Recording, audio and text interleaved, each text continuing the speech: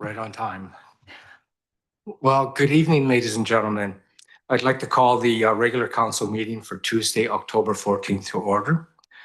First of all, it's an honor to begin by acknowledging that we are gathered here on the traditional lands of the Algonquin-speaking peoples, represented by the Songhees and Casepson nations.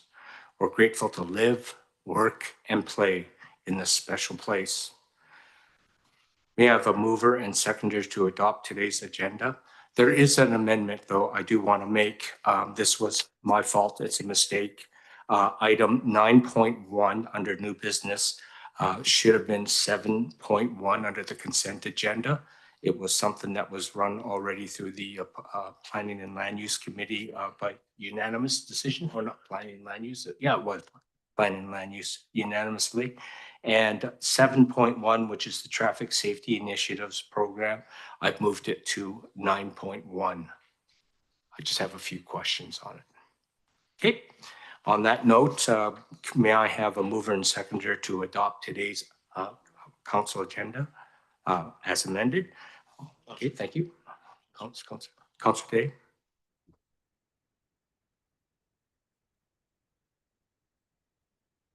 Could I have the item for 641 Latoria Road moved to a position where we can have debate rather than the consent agenda, please?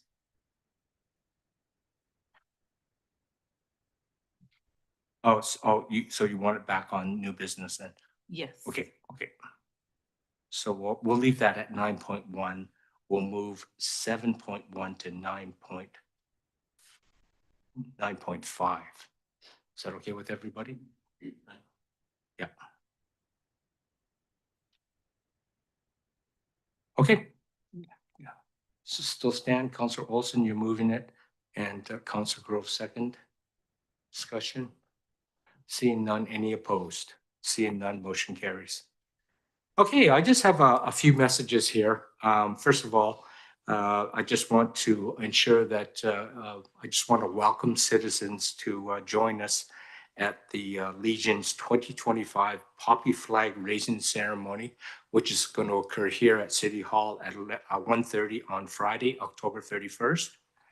The second item is the Colwood Halloween bonfire at the Fire Hall is also on October 31st at 6 p.m. We've got a bunch of hot dogs and treats for the kids, and just come out and connect with your neighbors and your fire rescue team. The third item is the second annual pumpkin smash. So we have something to do with your pumpkins instead of leaving them out for wildlife. We actually will dispose of them. You just bring them down here to City Hall, and they have these contests where the kids can roll them down the hill, and they go into these little smashers and a bunch of prizes. So it's a real blast of what I saw last year.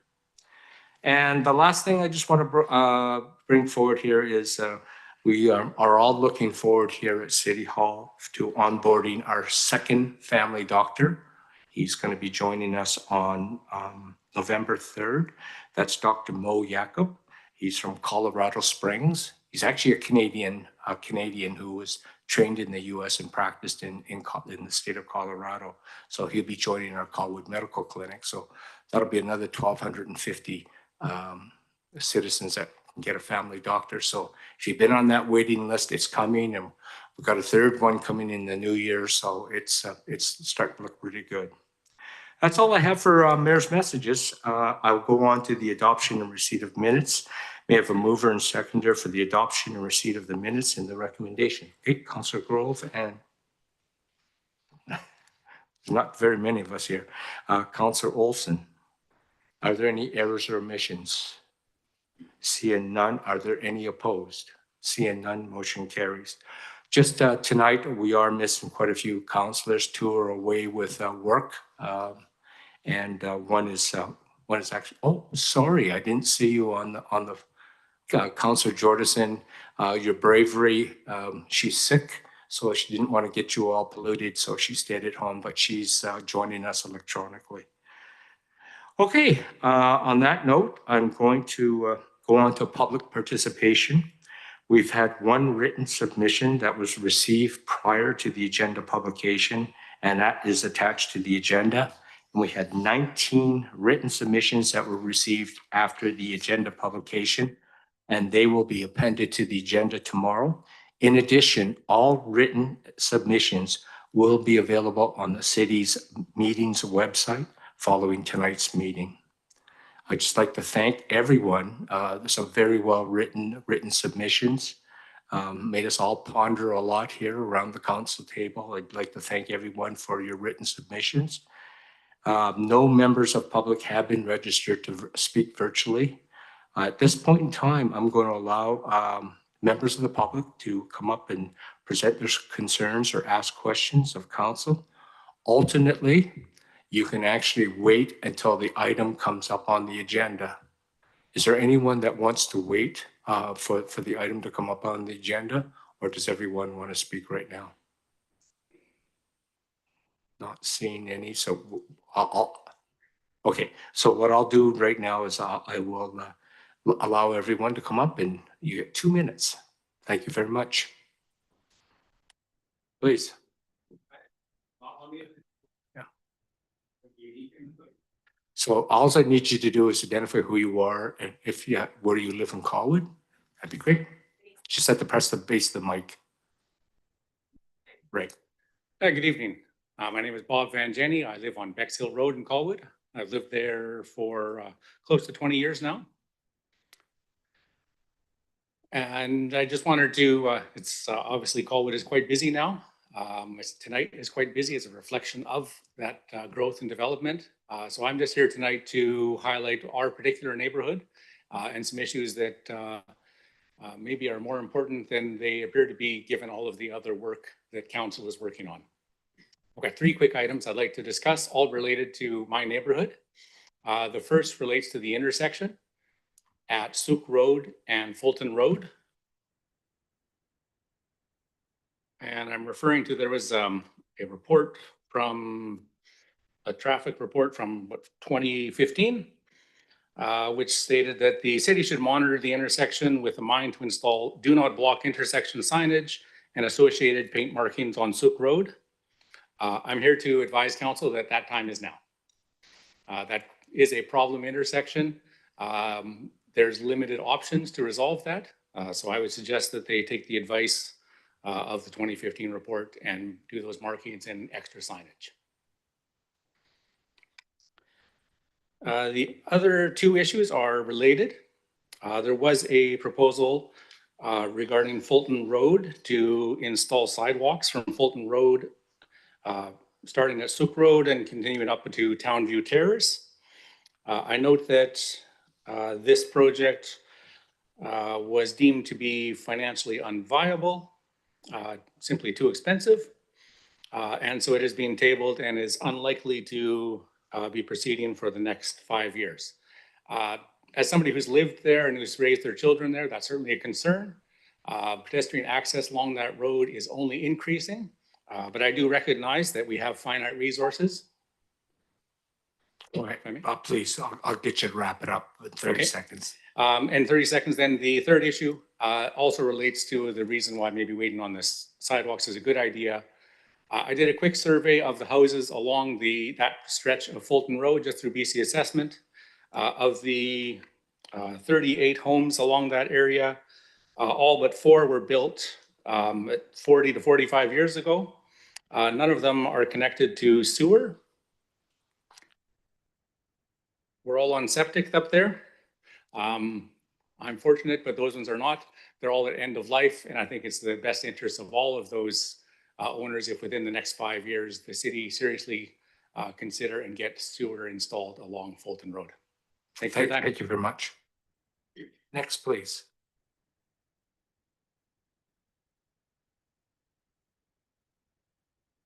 I think the mic's still on. Good evening. Can I request 4 minutes, please? And I'll talk really fast, and I probably only need about 3. Okay, I have to go to council here. Okay. Is the council okay with that? Unanimous? Okay, you've got 4 minutes. then. Thanks very much. Good evening, Mayor and Council. My name is Katrina and I live on Kenning Court in Colwood. I am also a member of the Land Use Committee and I'm here tonight to speak in opposition to the proposed rezoning of 396 Tamarack Road. I would like to start with the caveat that I do not live near this address, nor do I have any personal interest in the property, and I'm simply here as an ally.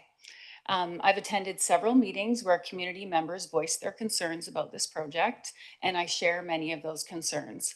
Before I speak to the character of the proposal, I want to highlight a few quick facts. A very simple online search shows that there are currently over 370 condo apartment rentals listings in Greater Victoria, with 163 of those in Langford and Colwood alone, and another 400 plus condos for sale. And if you just drive around the city, you're going to see there's hundreds and hundreds more under construction. Many of those rentals are offering incentives like a free month's rent or $500 off to attract tenants. This indicates to me that there is no shortage of available units. In fact, a recent report noted that condo sales in Greater Victoria have dropped 20% compared to last year, while single-family homes and townhouses have remained stable. The public comments on the same report summed it up well. No one wants a shoebox-sized condo with no parking. What this suggests to us is clear. We don't have a housing crisis. We have an affordability and suitability problem. The market is saturated with small, expensive units with no parking and that people don't want. In this case, the builder appears to be taking advantage of this narrative housing crisis, buying a lot in the middle of an established neighborhood for under $1 million and then proposing a 6-story condo complex is not thoughtful development. It's opportunistic. This proposal doesn't fit the area, and frankly, it doesn't fit Colwood. This Colwood Council is known for doing better, for balancing growth with community character, not just approving projects for the sake of the numbers. There are far more appropriate areas for this type of development, such as along Colwood Strip or Sooke Road, where density and infrastructure can support it. And speaking of infrastructure, let's talk about the parking. The proposal for 66 units, including 12 with 2 or 3 bedrooms, simply doesn't reflect reality. Many of those larger units will have multiple vehicles, suggesting this development will function with limited parking is unrealistic and will create spillover issues for existing residents. Finally, while proponents have mentioned walkability and nearby services, I'd like to point out that those services are already at capacity. This is another example of how growth is outpacing infrastructure across the island. We have some catching up to do before we start adding high-density developments in the middle of quiet neighborhoods. Colwood is already experiencing significant growth. We must ensure new developments reflect our community's identity, value, and long-term needs. A 6-story condo does not belong in this location. Colwood has proven time and time again that it looks outside the box and doesn't just do things for the sake of doing them. Colwood does better. I urge council to deny this rezoning request and encourage the applicant to bring forward a more appropriate proposal, something like townhouses that would better suit the Colwood's character with the residents that actually need and want. Thank you for your time and consideration. Thank you very much. I get to watch you on TV a lot, so I don't know who you are. Thank you. Next, please.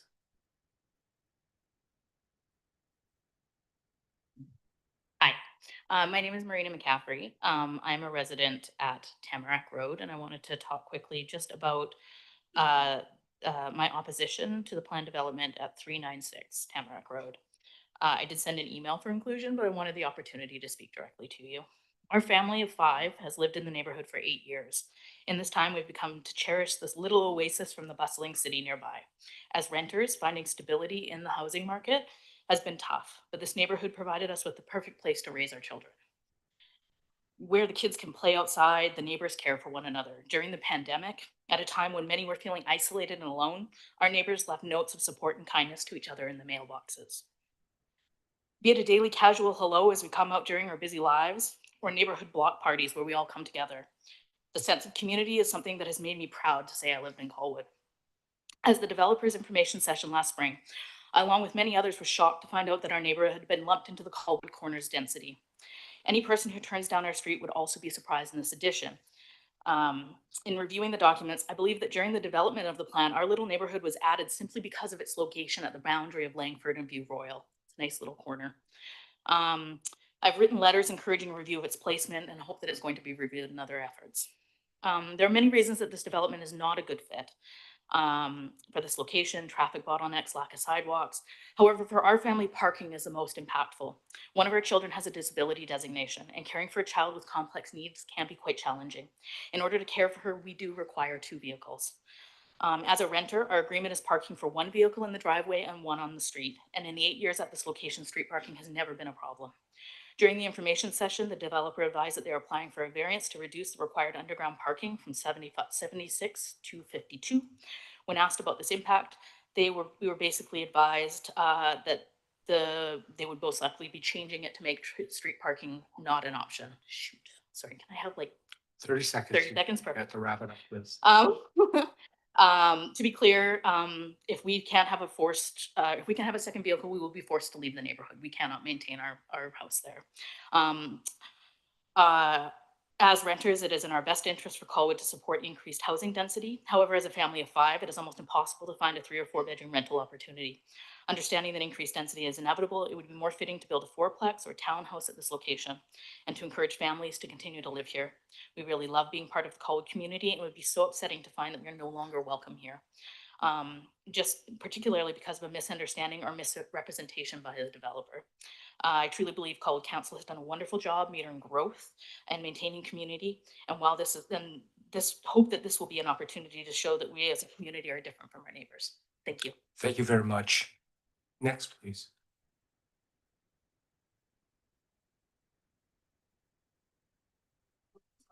It's on already. Hi, I'd just like council to consider for a moment if they've seen a fully costed proposal for what the infrastructure is going to look like if you do go ahead with the OCP and fully redevelop this neighborhood into minimum 6-story buildings like the one that's going up right now, that's being proposed to go up right now. This building alone is going to double the population of the neighborhood. If you fully redevelop, it's going to go up by more than a factor of 10. I'd like to know if planning has fully costed the infrastructure improvements that are going to need to be made for that to be in any way workable, and how much of that is going to be paid by developers versus the taxpayers of Colwood. In addition, I'd like to note how strange it is that the developer is getting a parking easement pleading poverty, but also saying they're going to contribute to developing infrastructure such as sidewalks, particularly in light of the first gentleman who says that there is dereliction of infrastructure already in other parts of Colwood. I am highly skeptical of the ability of council to deliver these things if they're going to be done in conjunction with developing the neighborhood. I think you strongly need to consider at least waiting and building things out such that the neighborhood could even sustain this level of population increase. And yeah, I urge you to consider whether the full consequences of this action have been thought through and not to move forward if they haven't. Thank you. Thank you very much. Next, please.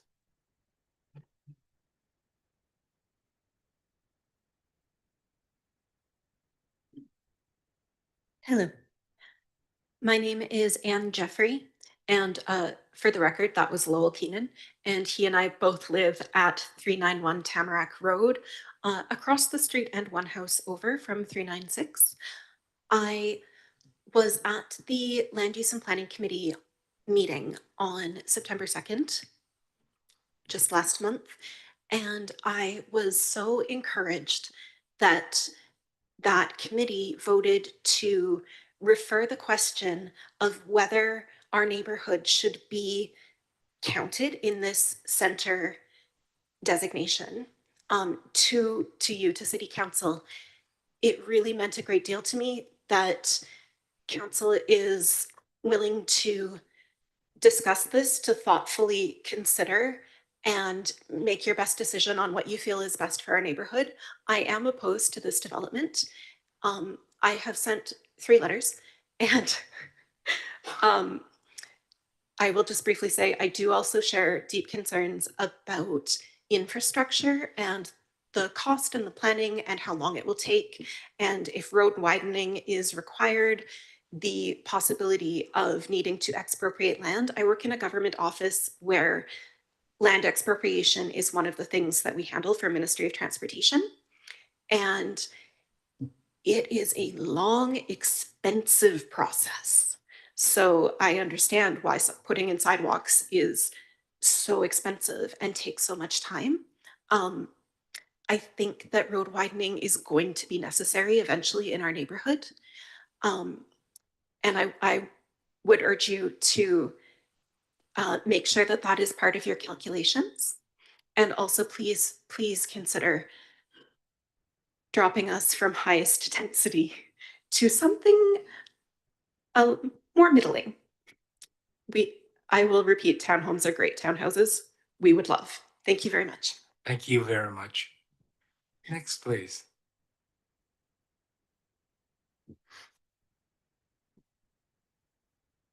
My name is Caitlin Keenan. I also live at 391 Tamarack Road with my husband, who hasn't spoken yet, our 2 young children, my brother and his partner.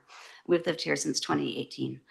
I'm also here about the proposed development, but more importantly, about a planning decision that has put our entire neighborhood at risk. In the 2018 official community plan, our neighborhood was quietly redesignated from R1 residential to part of Colwood Corners, a centers area.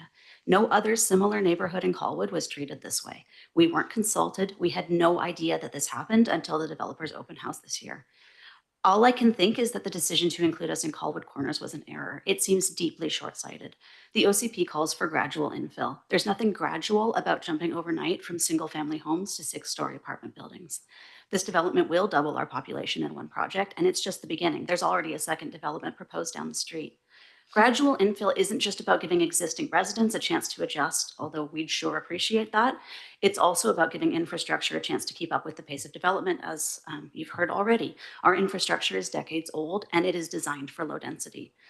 You'll see from the developer a parking study, which looks at their development in isolation. No one seems to be considering what happens when multiple projects like this go up in the neighborhood, and they will rapidly under the current designation. There is one road in, there are no sidewalks, there are a few streetlights. If our population swiftly doubles and doubles again, the situation will become dangerously untenable. Who is going to fix these problems? The present developer has already made it very clear that they can't afford to bear any additional cost. Yet because of the OCP designation, this keeps being treated like a fait accompli. Everybody we talk to says, our hands are tied, it's the OCP. But an OCP should be a living document that responds to the needs of the community. We are the people who bear the consequences. We chose this neighborhood because it feels like a real community. Our kids play safely in their yards. Elderly and disabled residents walk the streets without fear. I think that's something we all want for Colwood. We're not asking you to stop all development. I'm almost done. We know change is coming. We're asking you to honor your own commitment to gradual infill. Treat Gamble Park as what it actually is, a residential neighborhood adjacent to Colwood Corners, not part of it. Let us densify gradually, not 0 to 60. Thank you. Thank you very much. Next, please.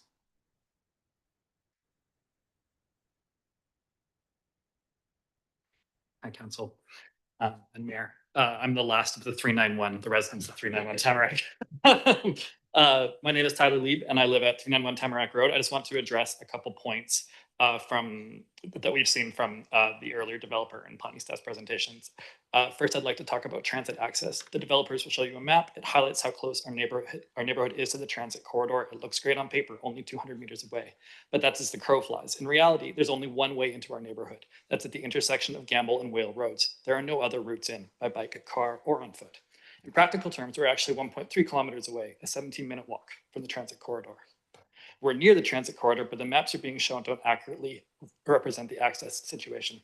Second, let's talk about infrastructure. Planning staff supports this development and is to come partly because they'll bring needed improvements. They talk about development contributions. They say that these will increase amenities and enhance safety and mobility. It sounds great in theory and would be absolutely needed.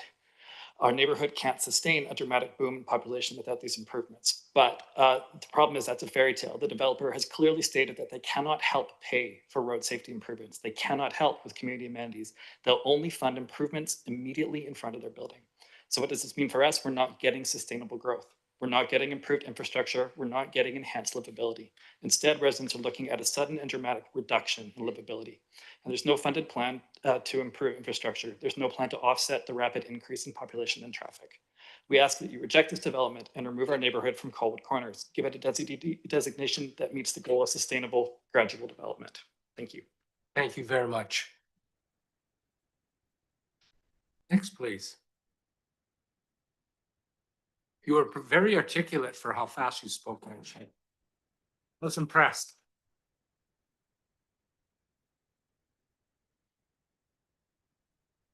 Hi, my name is Sooke and my husband Sooke reside at 4. Oops.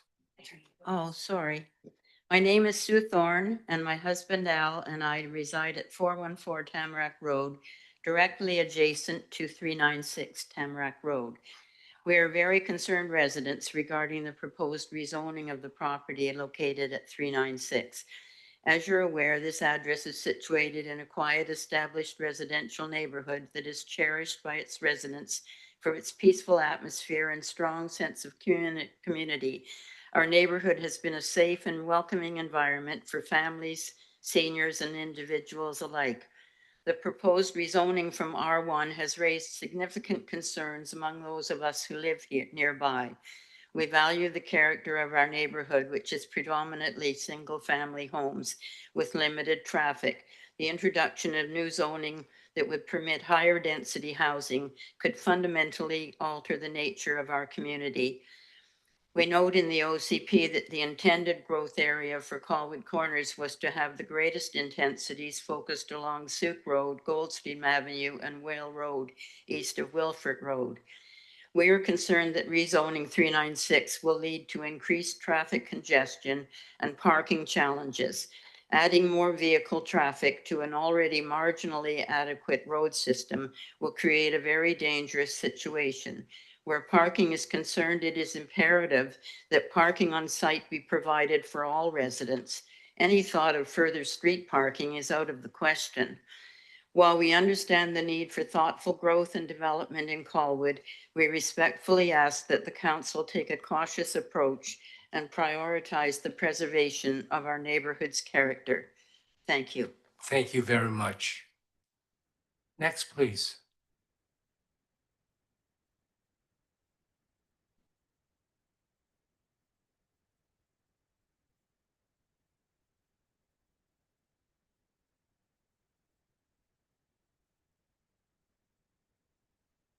Council. Your mic is hot. Oops, you turned it off. That's okay. Oh, that's better. All right. My name is Greg Sivertson. I live at 408 Tamarack Road with my wife and 3 adult children. And I'm here to try to save my home in the neighborhood that I love. You might think that this is hyperbole, but I think back to when we purchased our home almost 18 years ago, and there were many things we looked for at the time. And if a 6-story rental apartment building had been right next door, I obviously would not have bought the house. And I asked, honestly, if you would have yourself. The presence of the apartment building fundamentally changes the nature of a family-oriented neighborhood and for the worse. And I think the only one benefiting is the developer, not Colwood, not the current need for affordable housing. Even then, LIDA states it will be difficult to make money unless this council allows for a parking variance that they will commit to pursue it. And the reason for this is the neighborhood is just not the right place for this kind of development. It's simply too big, period. The neighborhood residents who have lived there for years, some for decades or months, know that this development will cause many problems, many of which in the neighborhood have clearly outlined in our submissions. And I know that they'll be reviewed, as you mentioned earlier. If this neighborhood is to stay designated as high density, this would just be the first development, as pointed out by the Planning and Land Use Committee. 420 Tamarack is in the queue waiting to see what the ruling for 396 Tamarack is. The OCP as it stands for Colwood Corners calls for low-rise, mid-rise, and high-rise buildings up to 15 stories. There is no way that our neighborhood can support multiple buildings of this nature with hundreds of residents. And I wonder what the long-term strategy is. There a plan in place for current residents we're not consulted on? And is this the direction of the spirit of Colwood's OCP for our neighborhood? We appeal to you, our elected council, to remove our neighborhood from the Colwood Corners designation and leave the zoning as it currently is. The OCP was approved by council and it can be amended by council. Inconvenience and time should not be an excuse to not do the right thing. Thank you for considering our concerns. Thank you very much for your time. And the extra time. Thank you. Thank you, Your Worship. We're at 20 minutes for public participation. So if council wishes to extend it, they would need to do a motion. Okay, I'll just see how many more want to speak here. How many more people would like to speak here? Okay, so can we get a motion to extend, please? Okay. Yeah, thank you, Councilor Grove and Councilor Olson. Any opposed? Seeing none? Okay, we'll continue on. Thank you.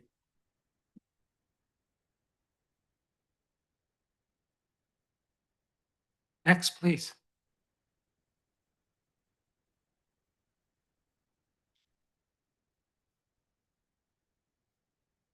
Hello, my name is Jeremiah. You have to press the button there. Okay, you're Good. on. Okay. Hello, my name is Jeremiah Sivertson. I also live at 408 Tamarack Road. I'm the youngest child of Greg Sivertson, who was last. I just thought I would come up here and give a quick viewpoint from someone who's lived in this neighborhood for most of his life. I'm 23 years old and I've lived there for nearly 18. And now that I have a full-time job, I'm looking into moving out and finding a new place to live. If this was built here, even as I am, where I want to get into the industry any way possible, I would have absolutely no interest, even though I have an emotional connection to this neighborhood, to move into a 6-story complex when there's absolutely no infrastructure designed to make sense in that area. There's one place that we can leave from our neighborhood right before a traffic light that it's a right turn only. We can't turn off left. Sometimes it's even difficult even to get in because of how little parking there is. We're supposed to be 2 lanes going down and up that hill. Sometimes it turns into 1 because people have to park their cars so close to that exit and that entrance. So I don't see how there could be any way that this would function properly if we double the population for people to come and go into this neighborhood without a significant change in the way our roads function. So just from my viewpoint, even with how much I love this neighborhood, even if that were to go up, I would have absolutely no interest in continuing to live there. Thank you. Thank you very much. Next, please.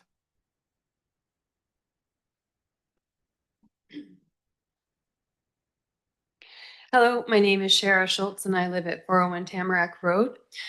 As you can see, a lot of people from our neighborhood are here, like most of them. They all have something they want to say. And so most of what has been discussed, we've written letters about. There's been lots of research into the OCP to try and point out ways that the OCP could be used to actually defend our neighborhood and maintain the character. There's lots of great ideas that Colwood has in there for, stepping down construction. There's stuff on Sooke Road that's, 3-4 stories high that would be fine, more appropriate. There's lots of townhouse options. There's a lot of other ways to put gently refreshing the neighborhood, to put new developments in that aren't this one. Concerns that I have outside of what's been mentioned tonight would include things like the mix of units in that house being 300 and under 350, 345 square feet. I think if we're looking at people who are going to be biking, and we're talking about people riding their e-bikes to work all the way downtown, because we don't have a lot of offices out here for people to work in the rain, that's fine, but I'm not sure where they're going to park them. They're going to be putting parking downstairs for their e-bikes, but e-bikes are like $10,000, $15,000, $20,000, $30,000. My brother runs the bike shop down the street on Goldstream, and these are not bikes that you're going to park in the downstairs parking lot. You're not going to leave the bike batteries down there to get stolen. And, if people can't afford a car, but they can afford an e-bike, I don't really find that to be a very convincing argument. And then those people are going to be able to afford to rent these 350 square foot shoe boxes, which basically is going to contribute to more of the loneliness and isolation and mental health crisis that we have. And I don't think that that's an appropriate way to develop in our community. I think we need to put more resources into the things that build communities stronger and less resources into the things that are going to tear them apart and cause future problems. And we can do this together with consultation. When people make decisions about you, without you, it hurts. And if we can consult with each other, we can come to a better way to build Colwood forward. Thank you. Thank you very much. Next, please. I know I saw more hands. Don't be shy. It's on? Okay, perfect. Good evening, Mayor and Council. My name is Dallas King, appearing this evening regarding agenda item 10.1. I want to be clear that I'm not here to speak for or against the application itself. My comments are specifically in response to the recommendation from the September 2nd Planning and Land Use Committee meeting, which suggested that Council review the appropriateness of the official community plan center designation in this area. I'm also the applicant for the nearby rezoning application at 420 Tamarack Road. Tonight, I want to speak not about numbers or density, but about process and the importance of stability and trust in that process. When we acquired 420 Tamarack Road, we did so at a value that reflected the OCP's permissible density. Before purchasing, we consulted with city staff to ensure our proposal aligned with adopted land use vision. Since then, we've invested significant resources, both in carrying costs and in consultant work, to produce a complete professional rezoning package that meets every requirement of the city's process. If Council now considers revisiting the OCP designation for this area, there should be a grandfathering of in-stream applications. Without that protection, the consequences for developers are severe. The financial risk becomes unpredictable, and the ability to invest confidently in housing is undermined. The official community plan we have today was not created overnight. It came out of years of consultation with residents, staff, and council. More than 19,000 Colwood residents were invited to participate in shaping it. That process, not individual rezonings, was the proper time to decide where and how Colwood would grow. It was open, transparent, and democratic. Once adopted, the OCP became the shared framework for managing growth in a predictable and responsible way.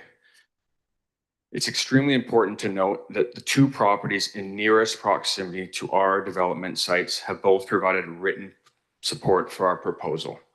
This demonstrates that we have taken a neighborhood responsible approach, that those most directly affected recognize the care and balance in what we are proposing. Can I get you to wrap it up? Sorry, Mike. Yeah. 30 seconds. All we're asking is that our in-stream OCP compliant application be allowed to proceed on its merits under the same framework that guided every home before it. The OCP is more than a document. It's the foundation of trust and consistency between the city and its residents and those investing to deliver the housing Colwood needs. We have relied on that framework in good faith, and we ask council to do the same. Thank you. Thank you very much. Next, please.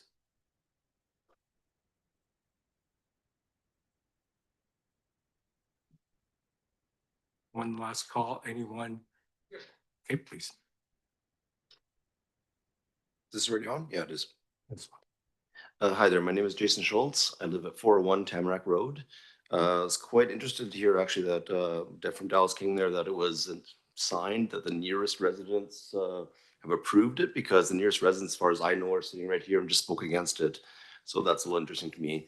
As far as the home itself, as the residents concerned, I don't think anyone would be here if it was a simple, we're going to develop small townhouses or something else, something that's family friendly, something where people, young couples, families can actually grow in an area. However, having a 6-foot story building put up right beside you is very much like having a bully in a kindergarten looking down, because the two houses right next to it on Tamarack Road, they will never see light.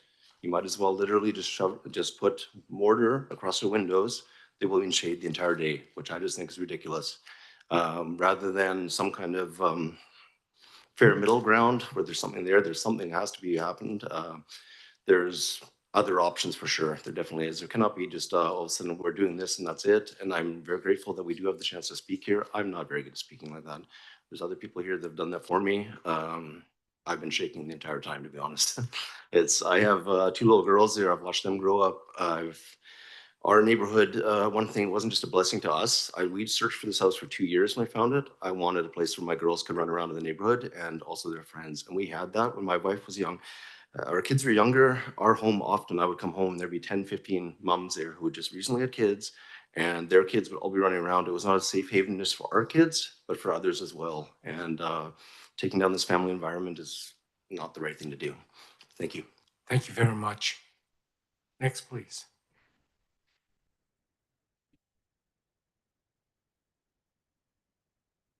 Hello, hello.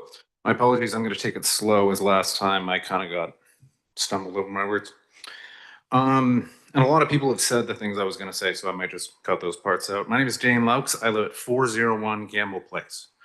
I would like to start by asking if it was intentional that the Gamble Tamarack area be rezoned from R1 residential to OCP in 2018.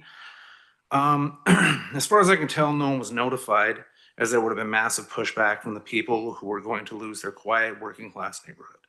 I have lived in Victoria for 41 years, and what I have noticed, especially in the last decade, is alarming. Where I once saw trees, I now see developments pushed up to the sidewalk on either side of the street, blotting out the sky and rapidly swallowing up the neighborhoods that may have been there under the guise of creating housing. We claim to be suffering from a housing crisis, but what we are truly suffering from is an affordability crisis. The cost of living has skyrocketed and has left many people in need. These developments undergo a lot of greenwashing to make them palatable to the public. To get approved, they include things like a bicycle repair room, or refer to a nearby bus stop as a transit hub. When in actuality, sorry, all this language is used to act like the developer is doing Colwood a favor by building these projects. I can assure you it has much more to do with cramming people into 350 square foot units like they were sardines while comfortably taking their income on a monthly basis. Yeah, I think everyone else kind of covered what else I was going to say. I never thought I'd be able to afford a house in my hometown. I've lived here for 41 years, and now that I have, I don't really plan on going anywhere. We plan on having a family in our home, and yeah, thank you for hearing me out. Thank you very much. Next, please. Last call for public participation. I had 30 seconds left on the clock and I made a quick response. It's actually not a debate here, so, but I'll give you your 30 seconds. The developers aren't the only people who have financial risk and investment in this community. And frankly, if you're a for-profit landlord, the reason that you're allowed to make profit on this thing is because it's a financial risk. That's not it doesn't logically obtain to be like, oh, we had a different idea when we stepped into it. So did everybody who lived here. There are people who have bought in the last year in this neighborhood who are going to have their legs completely cut out from under them financially. There was testimony at the Planning and Land Use Committee. People were not informed. Nobody in this neighborhood had any idea this was happening in 2018. That is inaccurate information. Thank you. Thank you. Okay, last call for public participation. Going once, going twice, gone. I'm going to close the session of public participation. And now we shall move on to delegations. First delegation is for the Forge Initiative, Mike Manhas. Mike? You have 10 minutes, Mike, maximum. No?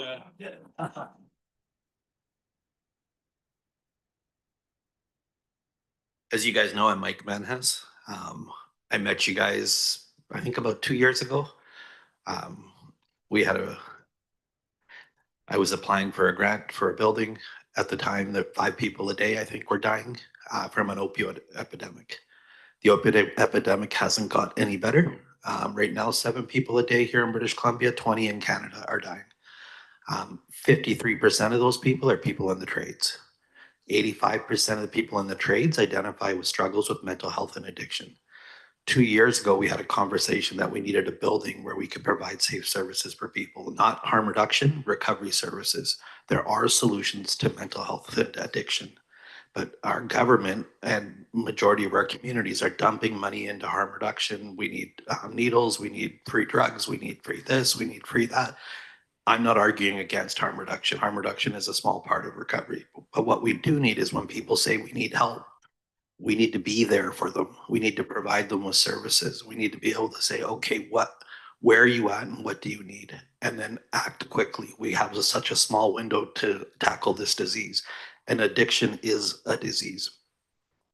We had a brief conversation then that eventually one day Colwood would be getting behind something like this. My dream since then and still today is to have a hub for recovery and to create for the West Shore to be the leading community in British Columbia for addiction services. As you guys may know, I used to teach right next door. I've taken a job with the Construction Foundation of British Columbia. We just bought the old Savages Clubhouse. I'm sure you know what was happening there back then. We're trying to change the story and have a restorative justice piece to it where we are now going to provide free access to treatment where we'll send you to treatment. We're going to provide you free counseling for up to 2 years. We're going to provide you free recovery coach indefinitely. We're going to build out a sober bar. I think the biggest gap in treatment services, if you have no money right now, you can get a treatment bed. If you have money, you can buy a treatment bed tomorrow. We call it at Rewired, we call it the missing middle. If you're somewhere in the middle, if you're most of the folks in this room right now, there are no treatment services for you. You are told to come up with $30,000 and maybe we can help you. Mortgage your house, sell your car, and put your life more in a place where it feels hopeless. We're trying to provide a solution for that. There's people out there every day, and I'm sure there's some in this crowd right here that are working in the trades, building our communities. They're the people who build our roads, they build our houses, they build our doctors' offices, they built this building, and we've neglected to build anything for them. They're out there struggling and suffering. 53% of the people dying. Most people think it's the people in the streets. The people in the streets have harm reduction sites they can go to. People in the trades don't have that because they won't go there. There's too much stigma. There's a chance you'll lose your job. There's a chance you'll be seen going in there. They're located downtown, which might as well be called the East Side now, because you can see what addiction's happening there. You can see it happening in Langford right now, and it's in Colwood too, and it's going to keep growing. Here's a chance for all of us to do something, to step up, to make the right choice. We've already talked about this, I know that, but I'm here to put more pressure on you guys because that's what I do. So far, I think it's integral that we start building a safe space for people that are building our communities.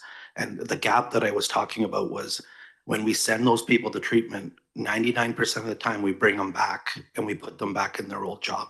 We put them back in their old community, in their house, and say, okay, go make it work.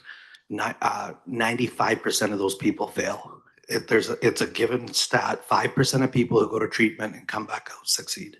And the reason is there's no aftercare program. There's nothing we're doing to support them when they're back out. We're expecting them to live their old life again. And that's not how this works. I use the analogy for people our age. I say Wayne Gretzky. For people like some of these young folks, I say Connor McDavid. None of those people were born. McDavid or Gretzky didn't become McDavid or Gretzky because they were just born that way. They spent countless hours practicing and practicing and practicing. Recovery is no different. We have to, and so the sober bar we're creating is a place where people can come. You get off work, there's somewhere you can go. You want to watch the playoffs, there's somewhere you can go. You want to watch a fight, there's somewhere you can go. A comedy show, there's somewhere where you can go, where you learn to practice living life again. You start to build the skill sets, because as people, and I'm in long-term recovery, I'm not a pariah.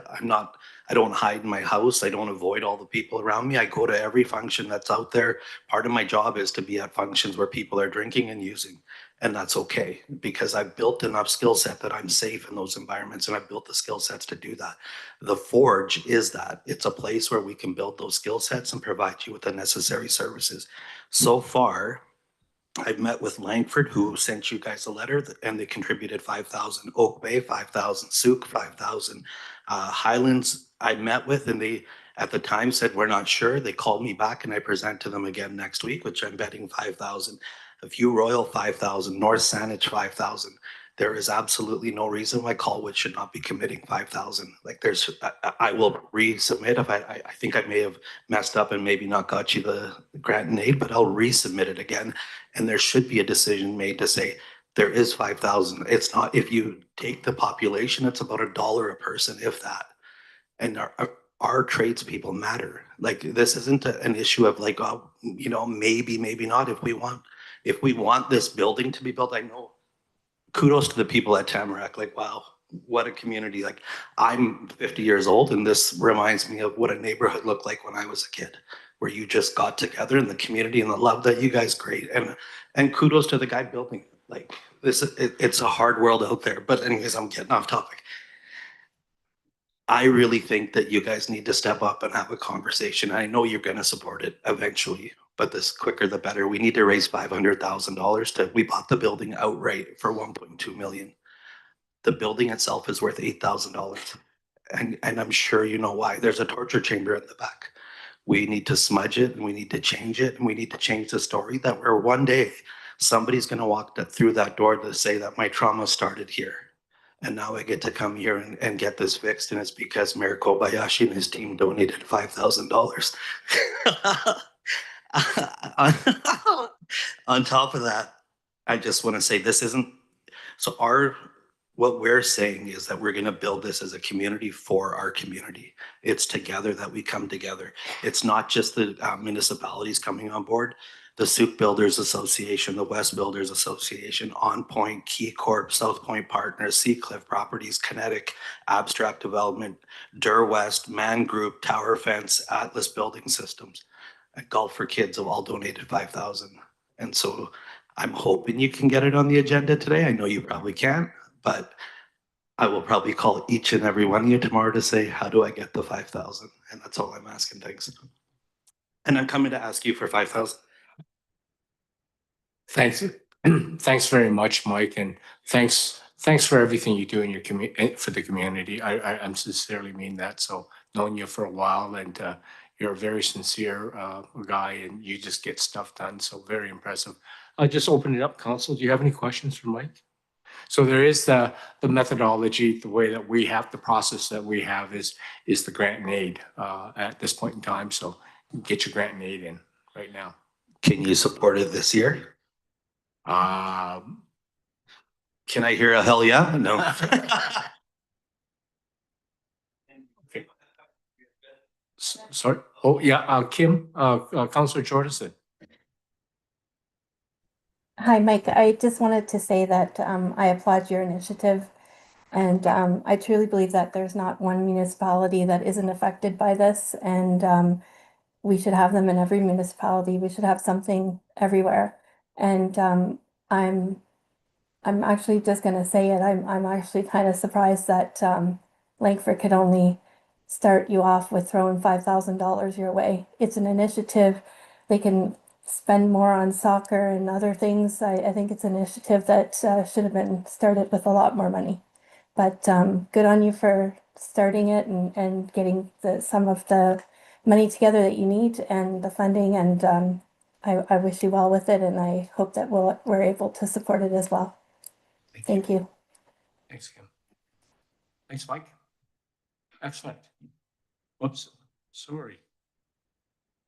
Councillor Grove, last minute. Yeah, thanks again, Mike. It's very nice to hear you again. A couple of years ago, I remember your presentation well. It was very inspiring. Do you have the building, you own it now? We do own it outright. And you have plans developing for what you, how you renovate and?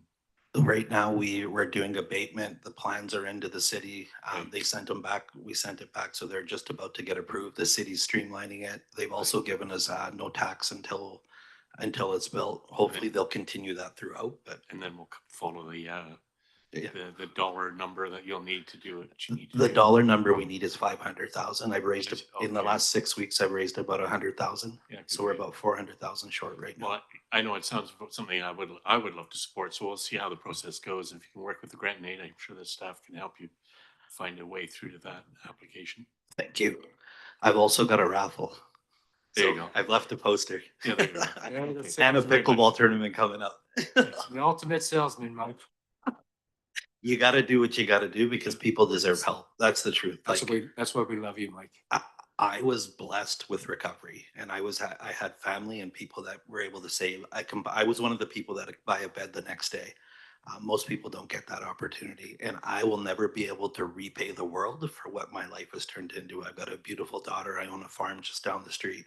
I've got a great job. I have people like you guys who will actually listen to me. Had this been 12 years ago, each person in here would have walked by me shaking their head going, what's going on? And today I actually can walk into a space and be given enough respect to say, hey, we care about what you have to say. So the only way I'll ever repay back the world is to continue to do the work that I get to do. So I feel blessed for that. Thanks. Thanks, Mike. Okay, our next delegation is the proposed Westshore Sooke regional role to better support youth. And we have Cindy Andrew, who's the Director of Community Partnerships with the Village Initiative. And you have a couple of people I recognize here. So I'll let you do the introduction, Cindy. Thank you. Well, thank you, Mayor, and thank you, Council, for your time and your service. And thank you for the sense of community and this caring place that I'm proud to call home, and as a longtime resident of Colwood. I'm already off my script. It is coming after Mike's agenda.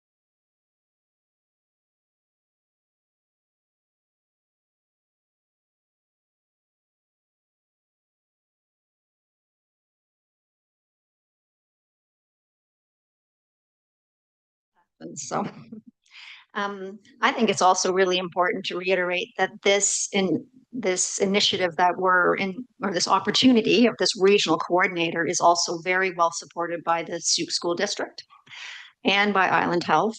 And I want to pick up on an offer at a recent meeting where superintendent of the school district and board chair expressed their support, including potentially a financial contribution to this role, appreciating the need. And I think that says a lot when people are putting skin in the game, say, we need to do things differently. This will help us as system leaders. Those in the Village Network understand the issues. We bring subject matter expertise. We know and we serve the same community, and most importantly, are demonstrating interest and commitment into a regional approach. Now I'm going to flick. Whoop, sorry. We're actually, and you'll be happy to know this, we are not going to speak to all the slides tonight because there's too many for 10 minutes. And I am not, but in your agenda package includes a lot more information about why investments in things like social connection, hope for the future, and mental well-being are so critical. I think we've already heard examples of that this evening. Without further ado, I would like to pass it over to Dr. Carol Fenton, who will speak to more of the details of this proposed approach.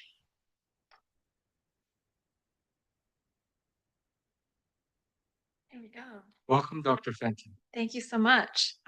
So for a little background, who I am, why am I here?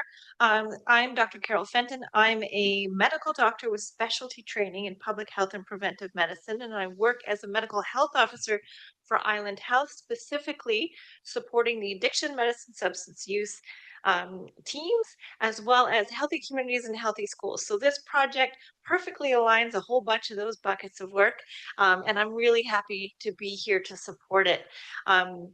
I've only been living on the island since earlier this year, but it's really become obvious to me that Colwood is a leader, especially particularly through the advocacy of Mayor Kobayashi in looping myself and Cindy into this initiative.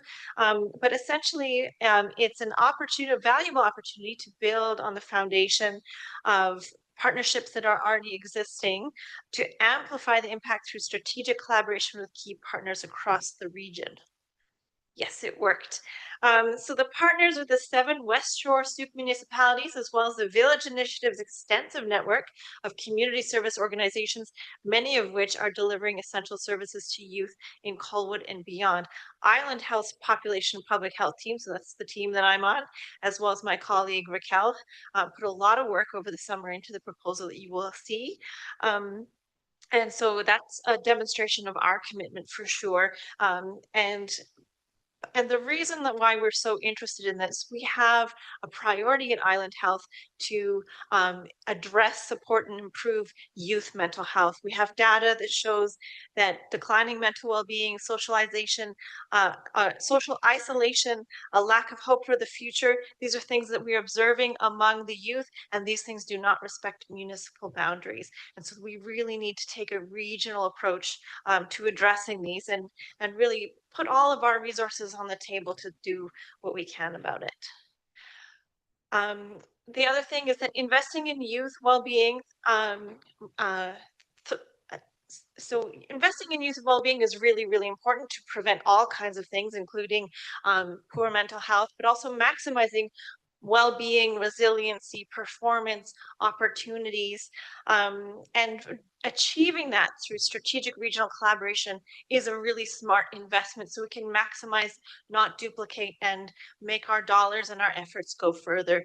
Research evidence demonstrates that investments in children and youth yield the highest social returns. What does that mean? For every dollar invested in youth initiatives, the benefits usually exceed $5.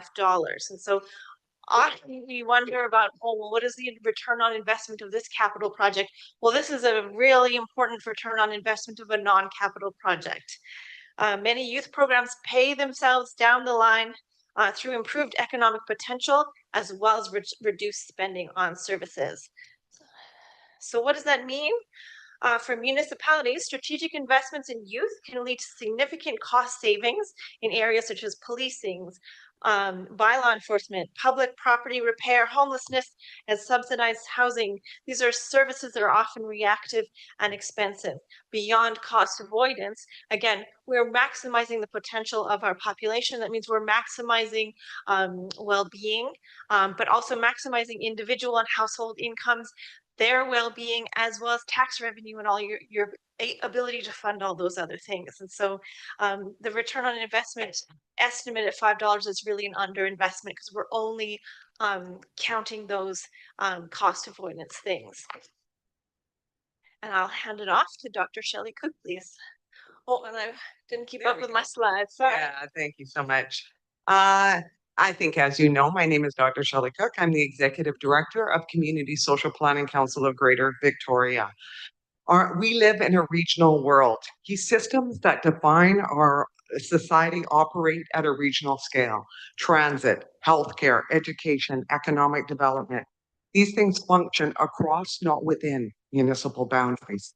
This is why complex issues like ensuring children and youth are thriving and healthy are best addressed on a regional scale that recognizes the interconnected, dynamic nature of the world we all live in. And what happens in one municipality has ripple effects across the others. For this reason, we need an adaptive, collaborative, coordinated approach to addressing child and youth well-being. The MLAT and the proposed role is vital evidence-based component of this work. And I see we're getting short on time, so I'll move quickly. And no, I won't because I can't. There we go. This is really about how we are creating a collaborative advantage for the Westshore and Sooke by mobilizing action and harnessing the collective energy of a region. Community Social Planning Council will act as a backbone to backstop the work. But really, a better way maybe of describing us is as the engine to drive the work forward. Good planning and coordination for the long term does not happen off the side of someone's desk. A dedicated coordinator will keep things moving through good administrative support for the MLAT, keeping people connected and communicating, pulling in new partners and helping secure funding for initiatives, ensuring that there's a strong evaluation framework for each project that's quantitative and qualitative data that proves the value of the work and demonstrates impact. We have a few. I'm going to give you 30 seconds. Okay, great. Okay, that's okay. I will just quickly move to the end. There we go. So just in terms of some comments here, so we will bring the full weight of our organization and our resources to this project. We are absolutely committed to supporting the Westshore Sooke Regional Action, as you know from our extensive work in other areas in this region. And we are thrilled to be supporting this work and leveraging our expertise to the benefit of children and youth and families across the region. Thank you. Thank you very much. I can add lib here a little bit myself. And I just want to say a few things and then I'll just open up for questions. So I've been involved this from the ground up along with Cindy, because my own personal frustrations were that we're always treating symptoms with our youth. We're not tackling the upstream issues. And I found that, here's Colwood was trying to figure out what we're going to do, and then Langford was doing something, Sooke was doing something else, and we weren't collaborating. It was ridiculous, and what you're seeing is that everyone was spending money and we were all over the place. So I just felt that, I really wanted to see something unified. We tend to collaborate a lot more out here in the West Shore now. And I wanted to see that collaboration. So it made sense that why not have one person look after all of this for the West Shore and Sooke? And even Sooke saw the value in this. That's why they've jumped into this right now. So this is why it is so important to me. So like I said, the prevention of this is so important. I know Councillor Grove is another person. He was my right-hand man, my wingman, and he's been following this all along too. And he's taken a personal interest, and I know he's highly supportive of it. But I am going to be highly supportive of this one. We're doing the budget, and we're the first ones you're hitting. I believe we are, right? So we're the trial. I honestly believe in this, and I think this has got so much potential for the future for us right now to tackle this whole youth issue. We all have that. I think I've read all the strategic plans of every municipality, and we have a youth element in it, all of us. And yet we don't know what we're doing. We're unguided. So I think, and because we're working in coordination with school district, with the Community Social Planning Council now, with the village initiative, with all the people, all the agencies that it makes sense for us to work with. And this is why I believe in this. And when it comes time, it's budget time, I am going to wholeheartedly support this. So I'm just speaking myself as mayor. And I've told you before that I'm only one of 7 votes, but I wholeheartedly support it. And I believe Councillor Grove does too. So you got 2 votes anyways. Anyways, I just wanted to add this and just to, because I really truly do believe in this. So I'll open the floor up for any questions. Oh, Councillor Dave. Thank you. It's interesting. For 20 years, I was the chair of the Victoria Family Court and Youth Justice Committee. And one of the off the side of my desk jobs that I did was trying to advocate for youth mental health. It quickly gets difficult between the regions and who's doing what and what's the best model. I guess one of the jobs that I did was trying to write down all of the different programs that had been aimed towards assisting youth in the city of Victoria and elsewhere in our region that had been anecdotally shared with the committee over the years. And there were many. There was work training, learning to work in a kitchen, learning to work in a restaurant, learning to serve it right. And a lot of those programs lasted for 4 or 10 years. And then budget cuts came along and they disappeared. And there was no one to carry that portfolio forward. So I think it's a very good step to recognize the need for a coordinator. And I would just point out that one of the benefits of having that coordinator was that you don't have to organize a whole conference of service providers in order to find out who's doing what in your region. And that takes work off everybody's table because then they can say, oh, I know somebody who does that, and refer somebody on to where they need to go. So I do think this is a really important role. I mean, we may still find ourselves in a position where there are insufficient services for the need, but at least we will know where those services are offered and be able to make some better arrangements for the meantime while you're waiting to get into a program or a service or to find certain resources. But those connections, like in your slide with the youth, just being together helps. So I think that's quite important.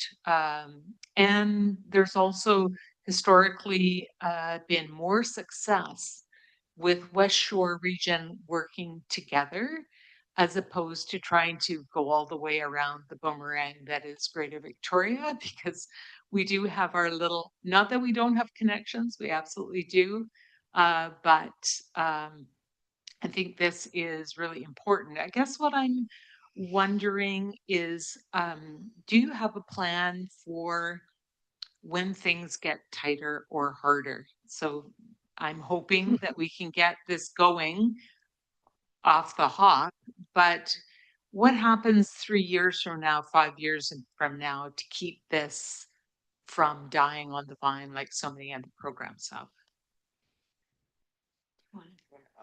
So one really important thing for the people who have to make those difficult decisions when things get more difficult is evaluation data. So if we design, and what's one of the things that we feel from population public health is really important, design an evaluation so that when you get to the 1, 2, 3, 5 year mark, you will have data that show you whether or not this is working. And then you can make that decision. Is this giving us that return on investment that we thought we were seeing or not? And then that helps those decisions to be made. That's great. And I hope that you will tailor that data to the individual participants, even though we're all sharing in a service that we hope serves everyone equally well. I think it's going to be really important to have that delineation so that it doesn't get sidestepped and said, well, maybe it worked there, but I haven't heard from people here or something. Just as a further comment, I really think, the West Shore Sooke is providing leadership, and I feel like others will follow. And this is really the direction of all the conversations I'm having around a myriad of complex issues, health and social issues. And so I think this is the direction others will follow your leadership, as opposed to think that this is something that is not paying dividends. And I'll just add to that to say when times get tighter, all the more reasons why we have to get in the room and get around the same table and work together as a region. And being part of conversations with Mayor Kobayashi and the other mayors across this region, all of who agree this is a good thing. We just need a mechanism to help move the work forward. It's pretty solid ground. Momentum will carry us. That's great. No other questions. Thank you very much for coming out this evening. Thank you very much. Well done. Great presentation. Okay, we'll just move on to consent agenda. There's only one item on the consent agenda. That's the Capital West Accessibility Advisory Committee.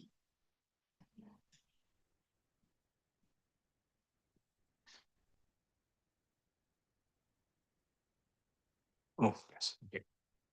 So just that one item on the consent agenda. And can I get a motion to approve the consent agenda? Okay, thank you. Councillor Olson and Councillor Day. Any opposed? Seeing none, motion carries.